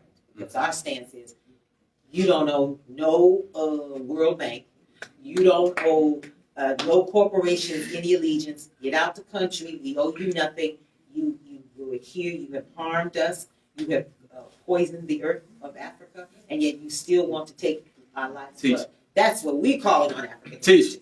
Teach. I don't know what they're doing because they are neo-colonial puppets. We're calling for self-determination, like in Nkrumah, the Sekou Touré, Patrice Lumumba, yes, all of them. So what we're saying is that you build your country like you're supposed to, and you do business with a new Africa, and we get those resources, and we create ourselves and be caretakers of the earth, not poison the earth. Because if we stop supplying all those basic minerals, we shut down the gun industry, we shut down the nuclear industry, we shut down phone industries because they cannot come and get those raw materials. That's the key. And we who are here in New Africa, we have to feed our people, but we want to have the right to trade and do business and to exchange what we call intellectual properties with one another, because we want to go and be in harmony with the earth. We don't want nuclear power. We don't even want this kind of electricity. We want solar energy. Teach. You understand what we're saying? Things that are going to be in harmony with the earth, not defeat the earth, that will keep our people healthy, because Africa's not healthy health-wise, because we're importing things that are supposed to be grown in the earth. Are you serious? And we are here dependent on somebody else who's poisoning us because we can't feed our people. We can't feed our people. If you look at New Africa today and we say step down, where are we going to get this food? Because nobody has enough resources to feed each other. Do you know how much we consume as Black people? And sometimes those things are poisonous to us. I'm just saying, we're looking at all different types of dynamics and resources. Some of this stuff we have gone against the laws of Ma'at. We waste water. We kill animals. We what? So we're trying to be, as melanated beings, caretakers of the earth. Feed ourselves. Clothe ourselves, as Garvey says. Set up the factories that are going to be in harmony with the earth. Mississippi River poison right now because we're not in harmony. And that's supposed to be one of our strategic waterways. Just saying. I mean, Wow. I mean, if we finna do this, we finna do this because there has to be a mindset. We got. How are we going to take care of our people? I believe in Cuba's medical care. We go and we look at them herbs. They have the best surgeons, but it's plant based. We use the different things we need to use. That's a whole. I mean, y'all, the world is, in my mind, expansive. Our children are waiting as geniuses. The number of research papers that are in the HBCUs now, that because we can't go in there and say, this is a brilliant idea, let's manifest it, because we don't have the resources and the material and the labor to manifest all that stuff. Yes, we can begin to grow cotton again, but making the clothes that look like us, that we want to wear, not somebody else's Eurocentric. You understand what I'm saying? Oh, yeah. And they're waiting. The youth are waiting because they're just brilliant like that. But then, whose system are you finna build? U.S. government? Or you finna build New Africa? Or I'm just saying. Yeah, when we cranking out subjects to the system, those who serve the system, the more educated you are, you're educated to serve them. But as you said, even Africans, they're not enjoying the full right of self-determination. According to the International Covenant on Civil and Political Rights, when it speaks about self-determination, it reads, all peoples have the right of self-determination. By virtue of that right, they freely determine their political status. Now, they got that in Africa. Freely determine their political status and freely pursue their economic, social, and cultural development. Now, Africa, they didn't got the political status. They're independent. But whose economic system do they follow? Exactly. So they don't have full self-determination. So this is a self-determination movement, not just for us to have our political status here, the full meaning of it, but also worldwide, our people in Africa must enjoy the full definition of self-determination, which they are not enjoying now. We call that same. Because who said until there's the independence of Africa, no black man anywhere in this world will ever be free. So we all each have to do our part. Indeed. I'm talking about the Caribbean, Brazil, Cuba, everybody where they dropped us down as enslaved Africans, because lest we not forget. Why 2/3 of us have Africoid blood, and the other third is going to be a little bit of indigenous, and that other little smidgen is going to be what? You already don't even mention Just that one. Don't mention that one. Don't mention that one. But as you said, look, we got some work. We got some work to do. We got to be self-determined. We have to assert our right of self-determination. It's up to us to go ahead and realize that. Then there's a special group of people on this earth. I don't have to say who, but there's a special group of people who have been forged in the furnace of affliction. That special group of people is the one who's going to set it off for everybody else. And I think we're looking at that special group of people who have been forged in a furnace like no other. Now, I ain't saying other people have not been in a furnace, but they haven't been in the temperature of the one that we have been in. So we're that special group, and we're going to help the islands, the Africa, everywhere else on the right course by our assertion and our example. Love y'all, everybody. We're going. My Samad, go ahead. Okay, so my question is, between now and June 25th, what's happening week by week? Week by week, June 25th, we're trying to. Well, number one, we're in the streets. The limited number of us. That's what we're trying to recruit people to get out there in the streets to let the people know what's going on June 25th. Politicize the people. Let them know, look, you can have this if you do that. So we're out there campaigning. We're getting people to pre-sign the ballot. We're passing out flyers and talking to the people at the same time, not just educating them on the right of self-determination, but the benefits of self-determination. That's what's going to draw them in. Like we called it Black Independence in Detroit, self-determination. But I put one thing on that flyer that caused them to come out by the thousands, tens of thousands actually. Free housing. You see, when they know they can get something out of it, what did Castro tell the people in order to get them to back the revolution? Free farms for the people. What did Mugabe tell the people in Zimbabwe to back the revolution? What did Jomo Kenyatta? All revolutionaries told the people what's the benefits of the revolution. They didn't just say we're going to have our own flag. They said you're going to get these farmland. And I've been to Zimbabwe. I had 36,000 acres myself. Couldn't do nothing with it. Too much to even do something with. But people backed the revolution because they knew Mugabe and them were going to give them some land. So we're letting the people know, like Jesus said, give them the good news. That's how you rally the people. That's how you fish for men. Give them the good news. The good news is not that red, black, and green flag. The good news is some monetary reparations, some free housing. Now, believe me, they will show up. Believe you me. Go to my video. We had them do it a few times in Detroit. It happened. It was so great that it caused such uprising. The federal government stepped in. You look at it. You got saw the videos. Helicopter snipers on the roof. Everything out there. Running the people away. They got to get all the news channels to issue statements to condemn what we were doing, to say it's a scam. And we were not even taking money. We said, look, you have a right of self-determination.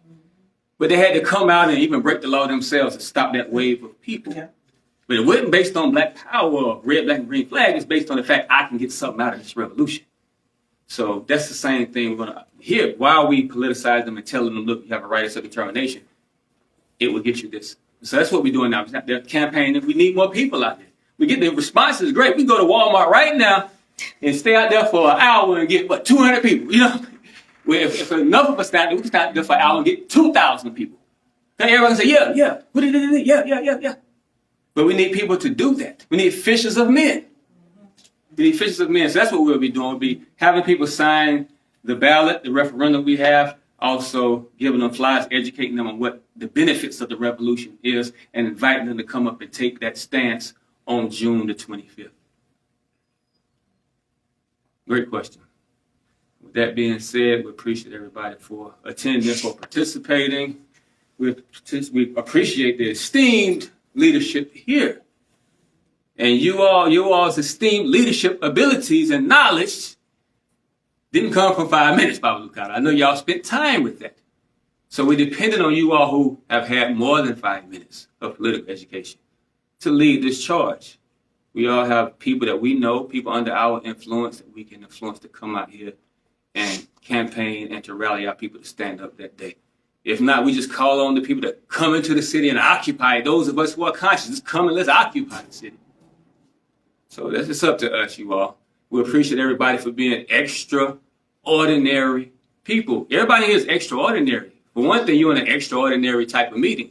This is not a meeting about how we're going to campaign and vote for this person or that person. This is not a meeting about organizing how we're going to march and boycott the system. And when they was printing $1 trillion a week just a couple years ago.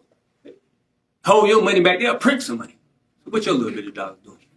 This is not that kind of meeting. This is an extraordinary meeting because we're talking about doing something outside of the ordinary. Not something that's unknown, but outside of the ordinary for black people. And that's asserting our right of self-determination. So we got extraordinary people and an extraordinary conversation, and we're going to engage in an extraordinary action. I know we all know the laws of gravity and cause and effect. According to the law of cause and effect, if you do something extraordinary, what you going to get? An extraordinary result. And that's the final liberation of black people. So thank you all for attending. Love you all. Salute. Free the land. We land.